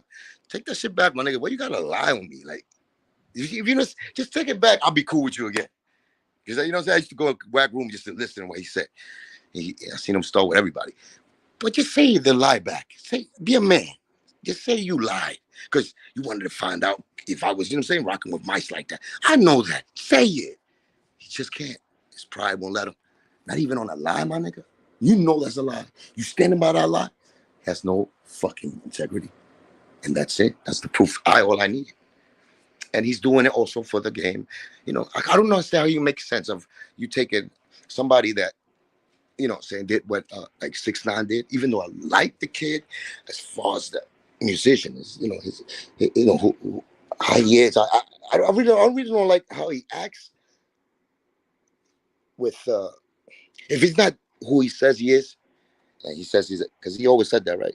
He's putting him like a show. It's not who I am. This is for the public.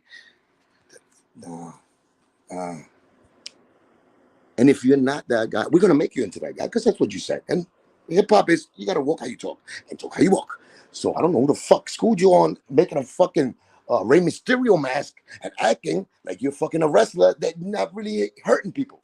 Because hip hop is about 80% real when we came from, and that was 80 back then. Now, of course, it's probably 40 real and 60 because y'all motherfuckers got away with things like this. And this is what happens. But anyway, your mustache is the reason why the hip hop crime is up. You have to shave it. Make sure you get arrested, nigga. So can I ask you now?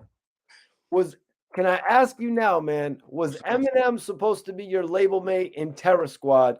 Fat Joe turned him down a few times. It must have been around the same time.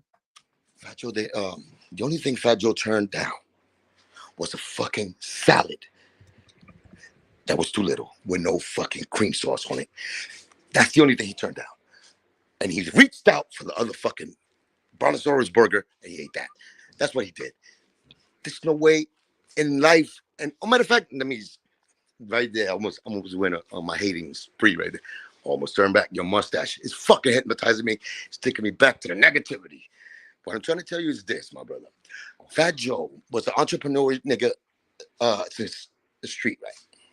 And I'm not talking about the crack days of him, you know what I'm saying, selling fucking snowflakes in the blizzard. I'm talking about having a store halftime. If you ever remember back, he was the owner. He always wanted to be part of a business like that, like, a sneaker store, barber shop. You know what I'm saying? He had a barber shop with his uncle Dan, supposed to be his uncle Dan. You know what I'm saying? Which is his blood. It was all cool. I was part of the family. I was actually his first barber. So when he took me out of the group, as far as like away from pun as a rapper, I went and I became a barber in his shop on my own. My only barber in the beginning, from construction, everything. I cut everybody's hair, showbiz, everybody, all the niggas from called DITC, and then I was punch barber anyway. So you know what I'm saying? That was just things I did. So I even played my position there. So I extended my, my office with my talents. I wanted to, y'all niggas in-house and fucking cultivate my talent, whatever it is. I'm sure y'all, I fuck with y'all from the street. It's the only fat fuck that don't like me is him, because everybody else love me. All the real niggas, Semi, fucking Sing, all of them, GQ, they all love me. All the real killer niggas, they love me. Fat fucking little bloated fuck that I had love for, and I watched this fucking baby again. Now he got out of nowhere, he's mad at me for reasons that we don't understand, but we understand. So I don't know. All I know is that he probably paid your fucking mustache and put a hit on me. And I know he did because the fucking white whisker is looking at me. But what about the Eminem? What about Fat Joe? My nigga, listen, Eminem. But what about Eminem was Fat definitely Joe? around. Eminem. Let me What tell you about about Eminem. Fat I was Joe? there. I was there. That was Uh, that was Joe's around the same. biggest regret was turning down Eminem. No. He turned out to be a one of those fucking. He's not a drunk, but you know that drunk nigga that's telling stories that nobody believes. That's who he really is because of his exaggerations and his overwhelming wanting to be down with the elite of the elites when he could just conform with the truth and be a part of them. Don't try to go overboard because you're a liar. And I could vouch for it, but why would I keep on trying? The only time I will do that is when he says a story about me. And I know it's a blatant lie. He puts my name in a bad situation where it's a lie.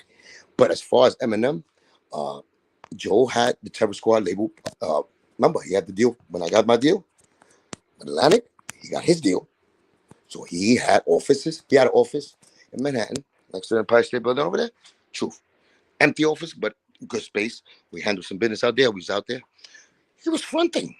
Like he started the business. Like niggas do. You know how niggas waste money. So the fucking $5 million that he gave him as advance supposed to have gone to us as artists. The Terror Squad artists. Because it was me, whoever was Terror Squad was supposed to get a bonus. You know how much you gave us? Each artist for the whole Terror Squad album. Guess how much you gave us? You probably heard me say it, but guess. Yeah, I think you said it was Each. 5,000. No. Now your mustache is talking for you. Relax. Staple that shit to your lip. And listen, what I'm trying to tell you is that he gave me 10,000 for the whole album. 12. For the whole album, 10,000. He gave Armageddon 10,000. He gave Prospect 7,500. He gave Sace 7,500. He gave Pun. Pun's getting 70,000 a feature, 100,000 a show per show. He gives Pun for the whole album to become part of the Terror Squad album. They gave him $10 million, Mikey. He gives Pun 15 G's for the whole album to make an album for 15,000, and told all of us, please, man, bear with us. We bear with him. We understood. No, we lied. I knew he lied already because the way he was acting to my album, he's giving that shit to.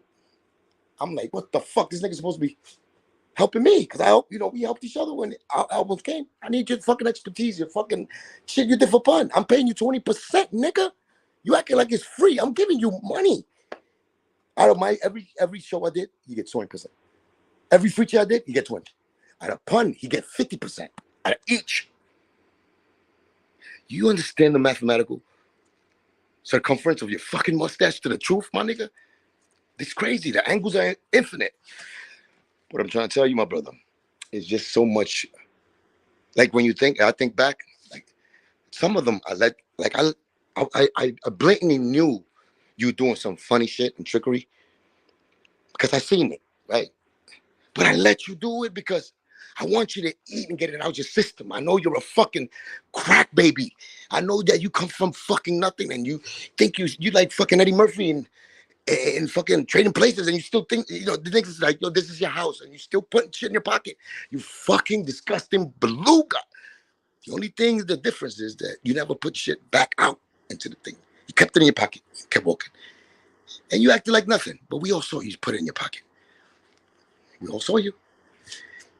But the problem is that not too many are going to tell you, get it out of your pocket, you fat fuck. I am. I always told you, because that's who I am. Other niggas will let you walk out pocket. They're scared of you. Or you have a relationship. Or you're doing something for you. Or you buy them off. That's your game. That's your ways of doing your shit. You have a lot of them niggas too. I hope that you that type of method and you buying people and you deliberately silencing the truth that could save you instead of you thinking it's gonna hurt you. If it's gonna hurt you, it's gonna hurt you. I mean, it's gonna hurt you internally for you, your conscience, but physically. You know that the pain will come from your blood outside, from anything. It comes from inside.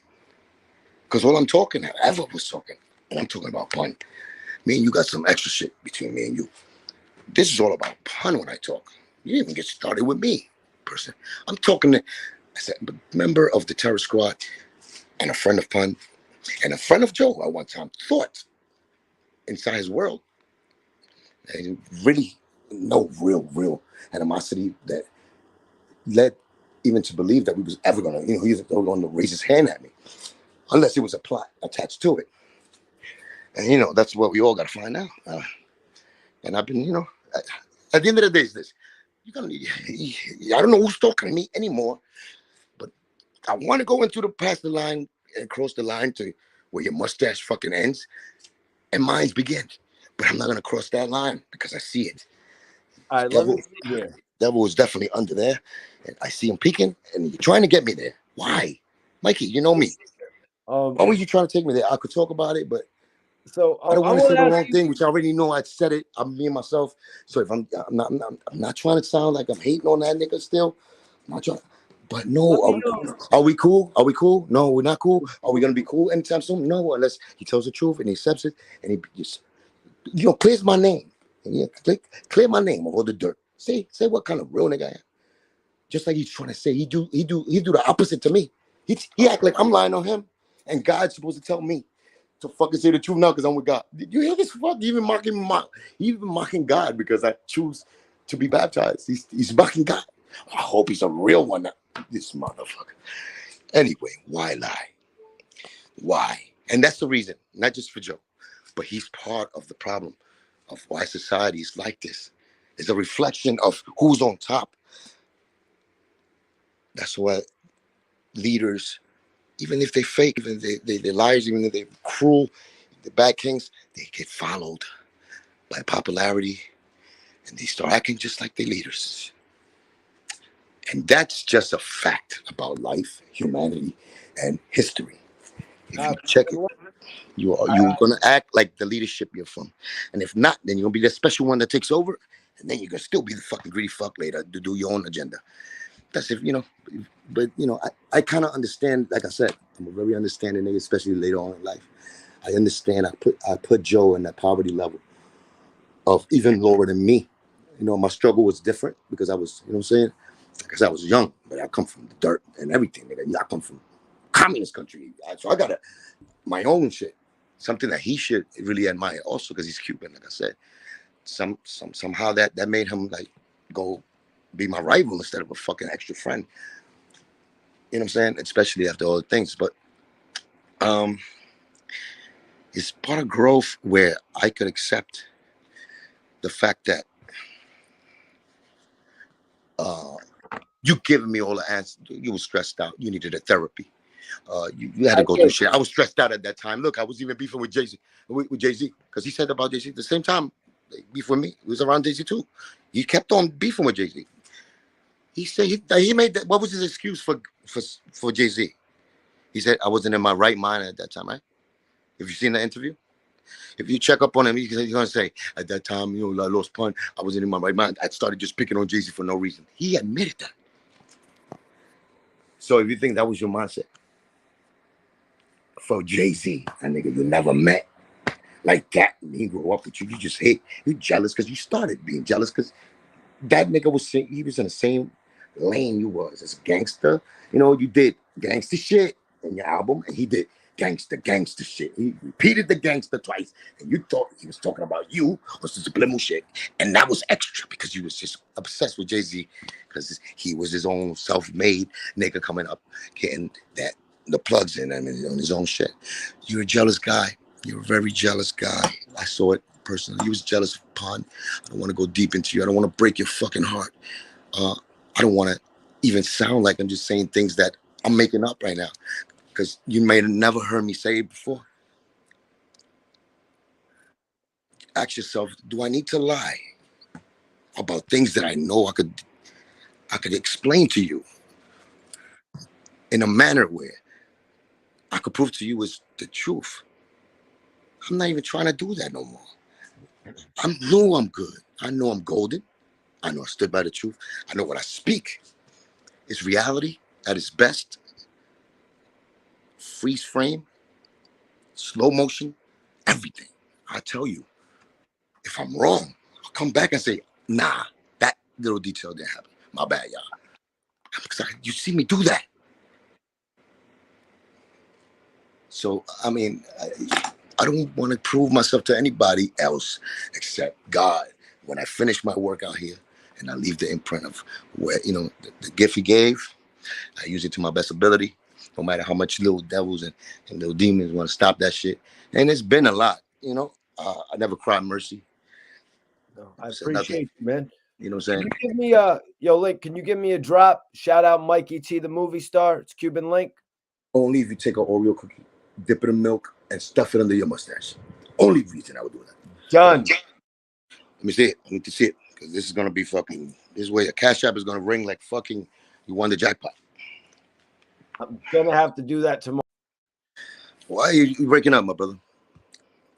No, I cut myself out so I can just have you in the drop. Be like, yo, it's Cuban Link. Shout out Mikey T. We're doing live right now where everybody watching that shit and you just doing it. Tell me when, though. Action. All right. Yeah, this your boy Cuban Link, COK Entertainment in the building.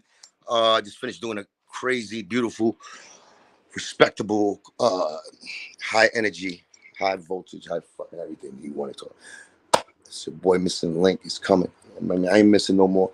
Mikey D, movie star, fucking porno star now, because he thinks he's big. That mustache is like fucking Burt Reynolds, 1972, when he played the porno motherfucking movie. We love Mikey T. Shout out to my brother. Proud of him. Keep being white. Keep asking the right questions. Keep standing up for that black and brown motherfucking skin. Because we accept you and we love you because you do great work. All right? It's your boy Cuban Link. All right? Be Link, man, yo, we've had a 3-hour conversation. I look forward to having you on the channel again in the future, man. Listen to me. Don't know what you're going to do with this footage. All I'm going to do is wait for my Cash App to hit. 3 hours, it's got a lot of money you owe. You and everybody fucking else, everybody. Joe, what's it? One more time for the world to hear. I'm fucking with you, you know that, right, man? You're my brother. I never would charge anything for you. Just because of, what you've been through too. You haven't been put in the right, under the best of lights, and you still held it with integrity, honor, and courage. And you faced it at least. So I salute you. And you're still out here doing what you're doing, regardless what the fucking porno mustache has fucking talking to you. Doesn't matter. Tell CEO Reek. Cuban Link. Tell CEO Reek. Tell CEO, is CEO Reek still there? I don't know. CEO Reek, if you're still in the building. No. Don't make a fucking public announcement. Just say, hey, yo, Cuban says, what's up? He hopes the best. Okay, we're not going to do this about CEO Reek, my dude. Listen, CEO Reek, all he is fucking I think he's a little talented nerd, kind of Spanish, beige, fucking likable dude. I like him, but then when he gets with Wack, he turns into a fucking little like a baloney smoker. Like you want me to send the link to him? Like a mini, no, not a sausage link. Stop.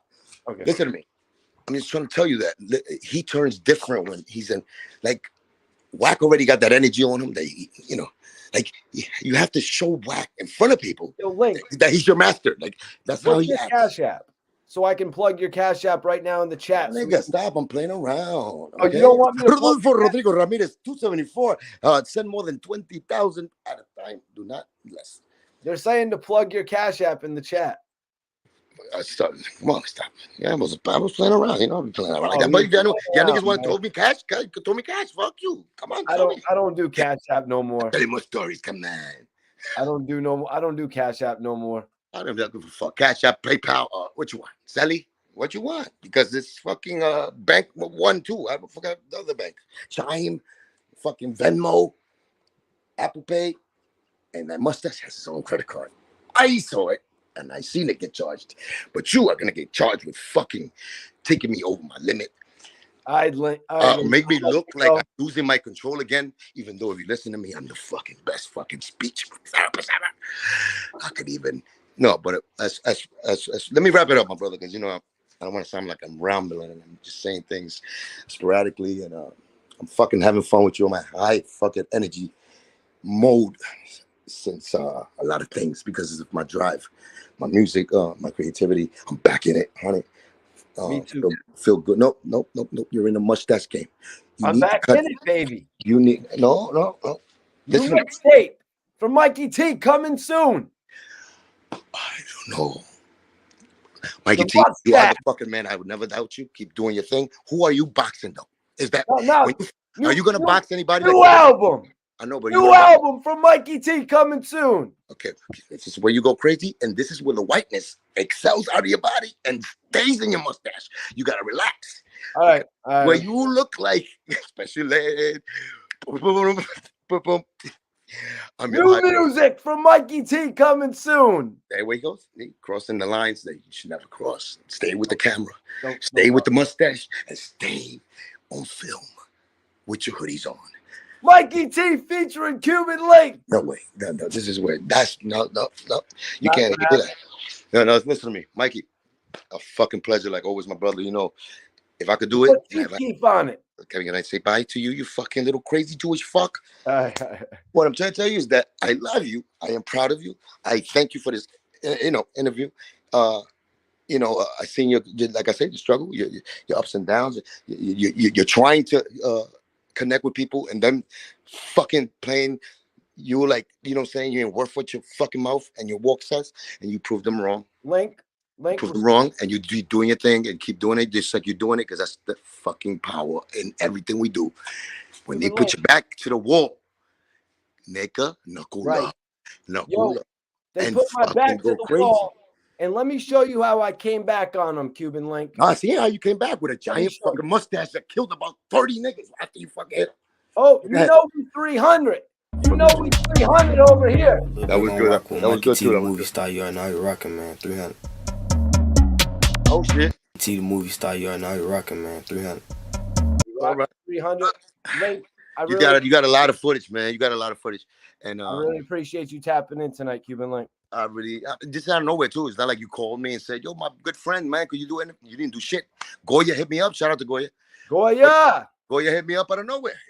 Oh, Mikey T got you today. I forgot all about it. And Mikey's my man. I can't do that. Salute to I am not him. I believe he was telling me he's one of your homies. I am not him. I missed what your name was, G's. But yeah, man, everybody. I don't know nobody anymore, my nigga. You know why? Because COVID is the fucking end of the world as we know it. And ain't no motherfucking too many niggas calling a nigga check up if he died or he didn't. You know how many niggas died? Even just close to me, they died of complications of COVID. Many, and we know in every family. But to check up on me, certain people, that just call was expected just because we love each other. Because I showed you when it was no COVID that I showed you. I'm saying personal shit. It just showed me a lot of where we at and what we thought values of friendship, of love was. In my fucking case, it's not many examples that were good. It's actually the opposite more than the good towards me, besides Pun. Pun, it was a different thing. He put me on a situation in rapping. He showed me what friendship was, what to go through being an oddball, stand by your friend, and believing in that much that you make your friend become who you think he is, even when he doesn't believe it. Those kind of qualities I expected because I put it in. Me and slow it down too. No homo. I put the work in as best friends would, and we had that in common naturally with each other, of how we dealt with each other and how we dealt with people. Bring out the best and all that. Even when we argue, we talk about intelligent shit and we get mad like a gum to hood shit, but we talking intelligent conversation. Always, me and Putt. After he passed away, a lot of stupid things went down. Everything went down. And not because of me lack of trying. It was already in place, ordained by the fucking, the Beluganati and his fucking team of dolphins and fucking seals, sea lions that, crashed into the snow fucking mountains of Jimmy's Cafe and snuck from behind with a sleigh. And I don't know what happened. Something happened where I know I beat him to the, I get hit first. And Then your mustache fucking trying to get me kicked again. Get the fuck out of here, Mikey. I love you. You know what it is? Boy, Cuban Link, I love you. Nothing but love. You're gonna I'll see fucking you on bring the me back. next one, bro. Taking me back to 1970 fucking 9 with that Let's shit. get You it. talk about some dumb shit, Demon. I love you, brother. New Mikey T album coming soon. But yeah, what a crazy interview right there with Cuban Link, you guys. I really appreciate y'all for tapping in on this joint, man. What an epic interview right there, you guys. I want everybody to follow Cuban Link. Get ready for his new album, The Missing Link, y'all. Obviously, there's just so much to cover in Cuban Link's career. I couldn't even go over, his music with Ja Rule or his music with Pink, or you know what I mean, some of the other stuff that he did on the Terror Squad album. But after having a conversation like that, it would be dope to have him on just to analyze these situations. You know what I mean? To go through his career, and sometimes you can't speed through a topic. Cuban Link is the type of guy that can sit there and actually tell you about an incident in the course of a whole hour for one incident. Why? Because he can carry a story. I was very impressed with the way he was doing some things and the way that he wanted to detail others. That's one thing I was very impressed by. I wish the best for Cuban Link going into the album, The Missing Link. You know what I'm saying? Well, I don't want to even get you guys gassed up about the next live interview that I got coming. Actually, I don't think it's going to be live. I'm not sure. I got another big interview coming from another member of Terror Squad. I'm not going to get everybody gassed up. I don't think it's going to be live, but I will be doing a lot more live interviews like this. I'm really appreciative for Goya. I'm really appreciative for Cuban Link coming onto the show. What's up with Chrome 23? Chrome 23 is Remy Ma's new battle rap league, actually. Started off, it's a battle league that showcases the women. It showcases the female talent, but they actually had an event this past June 10th and June 11th, my birthday actually. They had an event that showcased the men and the women, the ladies and the gentlemen, the best of both worlds coming together, sort of like Remy Ma battling back in the day on the blocks. You know what I'm saying? Sort of like how they used to battle up on the block when Remy would go up against other men and shit like that, man. So that's what Chrome 23 is. It's Remy Ma's new battle rap league. It's dope. You know what I'm saying? It's a dope ass league. But yeah, what an interview tonight. What an interview tonight with Cuban Link. I really appreciate him coming through and giving us all that content. It may have seemed like it was a little bit all over the place, but I did try to keep it respectable in relation to the beginning of his career. I didn't want to just jump all over the place before I asked about 50 Cent or before I asked about Wack or before I asked about Hassan. I didn't want to jump all around. I wanted to get the story from my own perspective, and I wanted to get the story, basically broken down by him. This is my first time having him, so I didn't want to feel limited in asking any questions.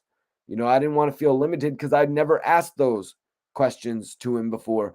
As he said at the beginning of the interview, we actually did link up for an interview way back in the day. He gave me a lot of credit. I can't lie. He gave me a lot of credit, you guys, and I can't lie because I was actually running around with a bunch of people in New York, and then I let him know I had to go do an interview. And I ran over there with a few people.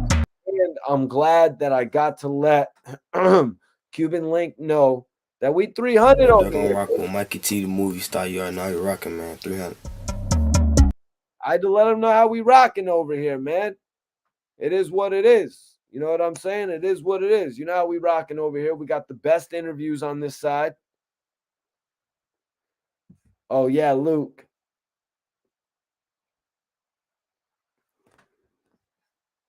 Yeah. Yeah, man. Get your buster ass out of here then, bro. Like, honestly, Mikey T, you're the first interviewer that allowed him to express it without interference, and that's official. When I have people on my show, when I have people on the channel, you know what I mean? Now, I'm from Connecticut. When I have people on the channel, that's what's the most important thing.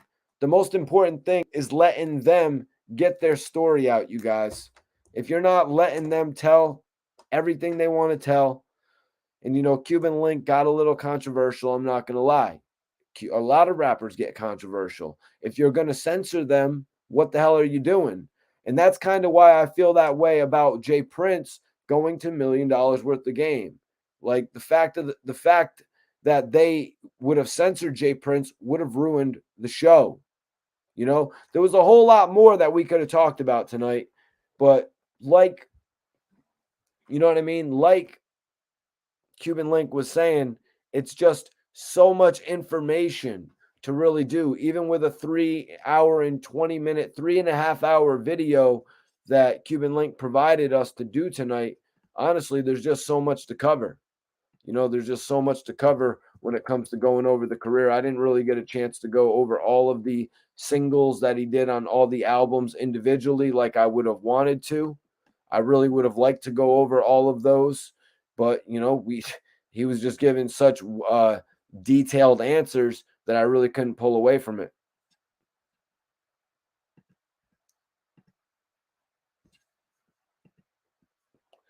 Let me know when you got a little Dirk drop. Let me know if you got a little Dirk drop over there.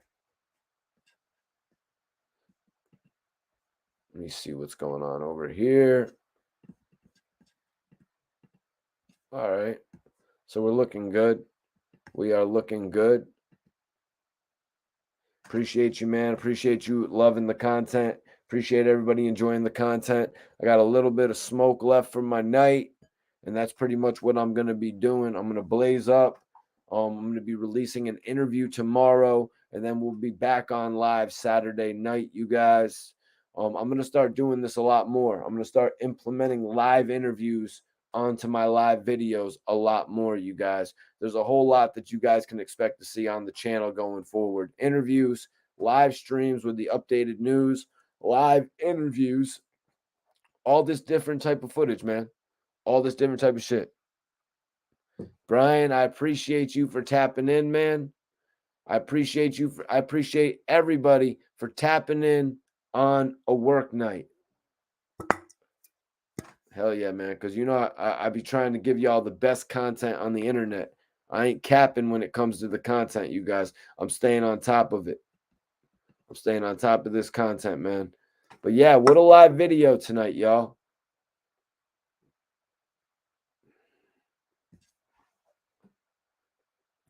Let me spark this shit up, man. I'm about to smoke with y'all. What's everybody smoking?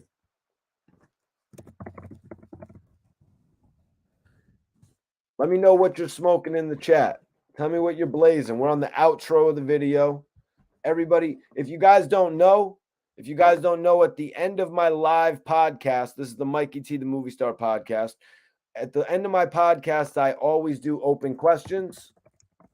at the end of my podcast. If you want to ask a question throughout while I'm going over the news or I'm doing a live interview, if you want to ask a question there and then, super chat questions will be answered immediately. Also, if you're an artist, send it up. I'll post it up. I'll pin it up in the chat. You know what I'm saying? So let me see. What's everybody smoking on tonight? Ty says he's smoking on some Blue Dream. Blue Dream's a good strain. Not my favorite. You know what I'm saying? Blue Dream actually cost me a chance with Riri. You know what I'm saying? Blue Dream actually cost me an opportunity to link up with Rihanna. If I would have just got the Kush that day, you guys, I would have been able to link up with Riri. But she smelt the Blue Dream and she was like, I'm on the low. And I was like, oh, damn. Buying the Blue Dream done cost me my opportunity with Rihanna.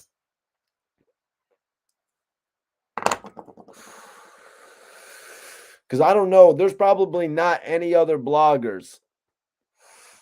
There's probably not any other bloggers who have actually tried to hit on Rihanna. You know what I mean?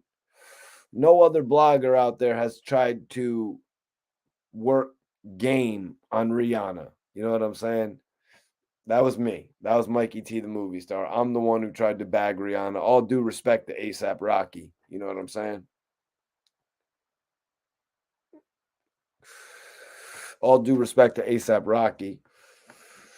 Hope he gets through that whole situation he's going through. You know, it's great to see that they've come together. You know what I mean? Rihanna's not running around with a bunch of billionaires anymore. She's actually planted her 2 feet on the ground. You know what I mean? She's linking up with ASAP Rocky. Okay. Okay. We got some black runts. Precious blazing some runts tonight as well. All right. All right. That's what's up.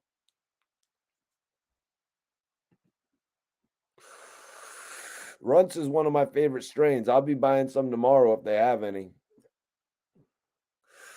Yeah. Yeah, I've been trying to I have been. He hasn't been responding to my messages though. For some reason he hasn't been responding to my messages.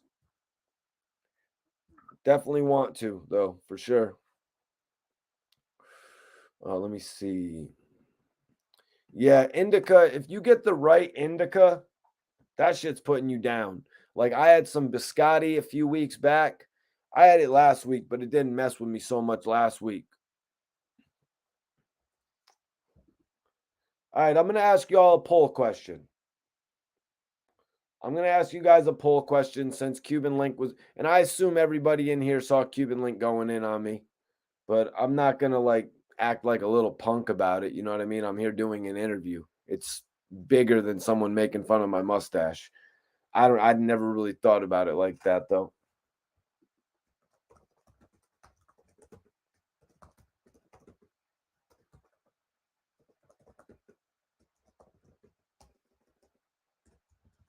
So I'm putting a poll up right now, and I want y'all to answer the poll. That's what's up. I really appreciate that, man. I would definitely appreciate that.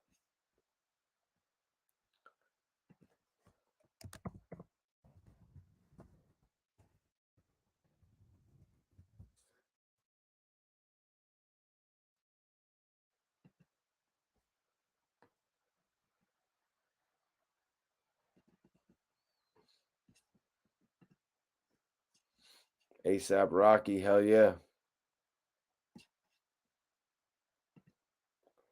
ASAP Rocky. Yeah, salute ASAP Rocky, man.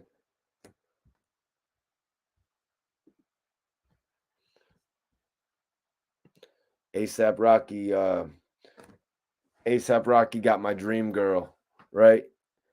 ASAP Rocky got my dream girl.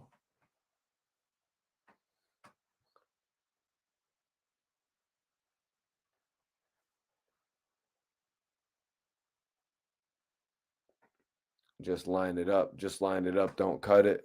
Interesting. Interesting. Yeah, man. I'll be back on live Saturday night, so y'all won't have to witness. Y'all won't have to witness me just coming fresh off the barber tomorrow. You know what I'm saying? Nah, you was a good sport about it. You know damn well your barber was closed. Actually, let me see what day it is. No, it's Friday, man. My barber was actually booked. That's the thing. My barber was booked until the only spot I could get is legitimately 10:30 this morning. So that's the legitimate earliest spot I could get in. And, you know, I'm not gonna just push back an interview. You know what I mean? Maybe we could have pushed back the interview, you know what I'm saying? Because Cuban Link is actually uh there. You know what I mean? It's not like Cuban Link is gonna just say he's gonna do it one day and then disappear the next day. You know what I mean? He's actually, I'm able to actually contact him. So we could have potentially pushed it back. But man, I think we did what we did tonight, man. We did what we did tonight. It was a little wild. I'm not gonna lie. It was a little bit wild. I'm not gonna sugarcoat it whatsoever. I just tried to focus on getting my questions out there, and I feel like I did that to a certain extent. You know what I mean? There was some shit that we got to hear that we didn't necessarily know. Uh, now, um,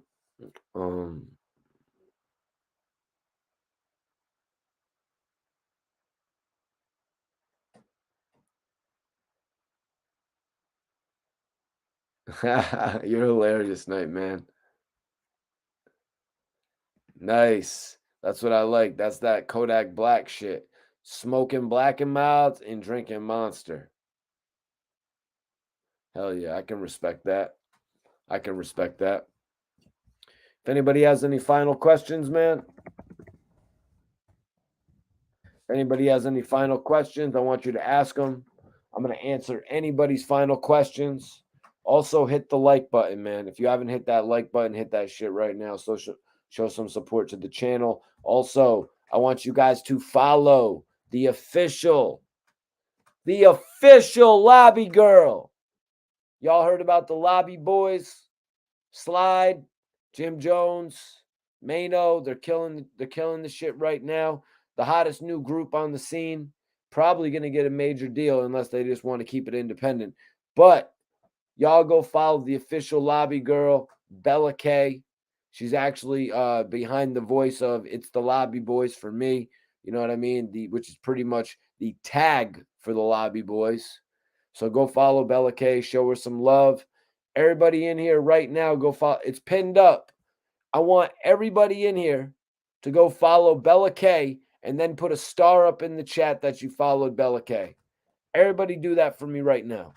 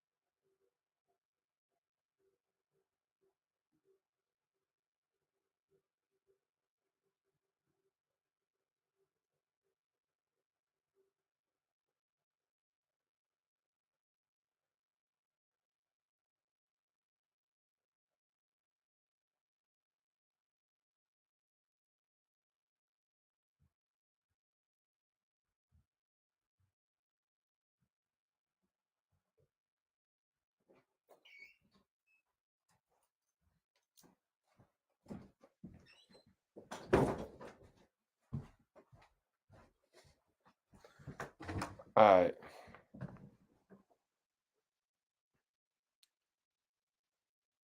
Let me see this. Everybody go follow Bella K right now. Go follow Bella K right now, you guys. I'm giving y'all the smokers treatment right now. Y'all are going to click the link that's pinned. You guys are going to follow Bella K. Everybody's going to go follow Bella K. And then come back and hit a star. Let me know you did it. Until then, I'm about to smoke. Smokers treatment. I want Bella to get like 100 new followers right now, or like 75.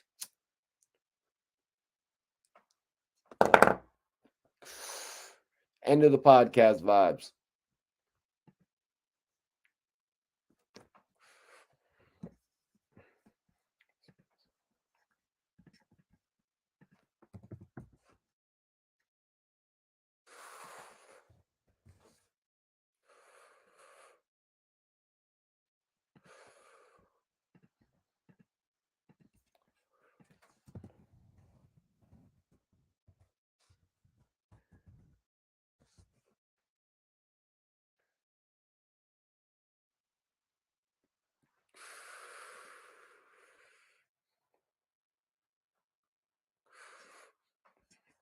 Boom. Isaac, right there. I'm putting y'all on smokers treatment. I'm putting y'all on timeout right now. I will not say another word until we get another star in the building. Everybody go follow Bella K and then come back in here and put a star if you support. Let's go. I'm not smokers treatment. I'm not saying a word.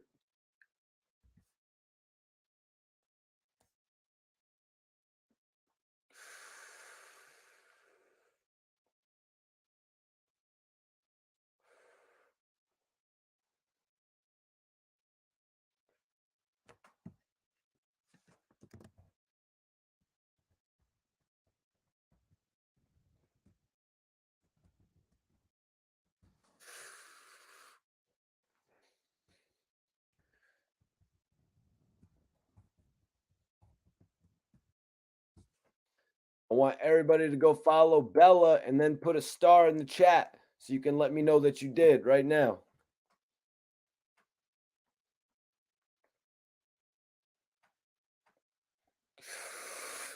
If anybody on here goes and follows Bella,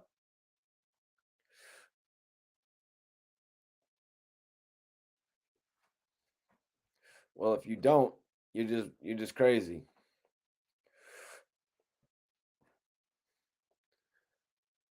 Everybody go follow Bella and put a star up in the chat.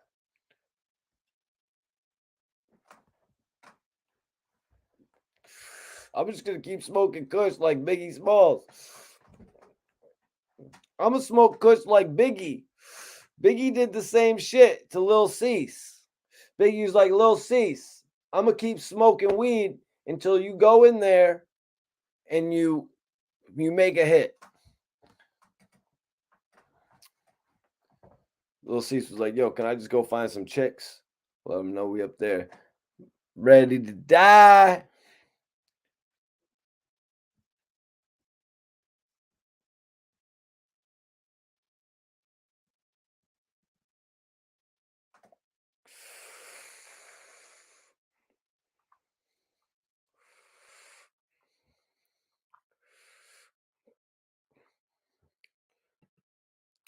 Bro, I'm not doing all that for a shout out, to be honest with you. You know what I mean? The fact that Reek tunes into the lives, the fact that Reek shows a little bit of love, you know what I mean? That's really all that's necessary, man. That shit's dope. You know, like he actually tapped into a live a few days ago. Now, in regard to that, I've seen instances where you can bring. I was doing an interview with Cuban Link tonight. I had planned that with somebody along the that manages Cuban Link. I just didn't want to take away from the interview with Cuban Link tonight, you guys. It's just I didn't want to take away from what I'm trying to do. You guys written, I think y'all pretty much know that was like one of my second, third live interviews like that, where I'm actually, you know, got the whole format down and we're going for a few hours. I had 10 toes down on as well, you know, so I just didn't want to take away from that, to be honest with you, to turn it into a thing where I was playing Jerry Springer and I had a couple guests and I'm like, so what do you think about what he said? And then, but maybe in the future, I'll be doing some shit like that. Appreciate you, Sev. Appreciate you, man. That's what's up. I appreciate you, man. Much love on that. Much love on that. I appreciate everybody following Bella as well. I appreciate y'all tapping in on this live video, guys.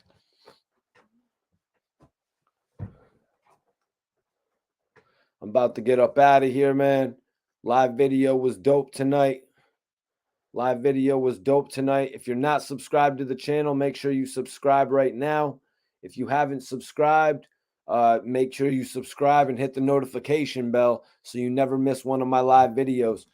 When I go live, I interact with everybody in the chat. If I'm doing a live interview, super chats will get your questions answered immediately. If I'm doing a live interview or if I'm doing news, super chats will get your questions answered immediately. I will stop talking about the news that I'm currently involved in, or I'll stop with the interview question that I'm currently doing, and I will redirect to your interview question. This is a way that my channel, this channel is a way for you to indirectly talk with the artist yourself, you guys. That's what I'm talking about. Or you can just enjoy, the interviews that I actually do. Because, you know, I try to go out there, I do my research to the point where I have all of the best material, and I take a lot of time, and I like a lot of quality within my pieces, guys. Yeah, Benny the Butcher is a dope ass artist. He gave me an interview. I actually wrote out, that wasn't a live interview. I actually did an interview with Benny in Buffalo. Yep. Oh, word. Oh, word. That's what's up, man. That's what's up, man. Appreciate you, G's. Appreciate you, man. But yeah, man, I really enjoyed this live interview tonight, guys. I'll cut it up as well. You know what I mean? Where I find what I find appropriate. But I'm about to get out of here. About to get out of here tonight. Everybody go hit that follow for me on Instagram. Y'all ain't following me on the gram. Follow me right now. Follow me on the gram right now if you haven't, guys. Follow me on Instagram right now if you haven't. I enjoy doing this content for y'all, man. This is really my life. This is what I do. This shit is what I live to do, man. And I appreciate every single one of you in this video. So make sure you push that subscribe button, hit the notification so we're in tune. I'll be back here Saturday night. You guys, live. I'm also going to have an interview dropping tomorrow. So make sure you're checking out the content and showing love.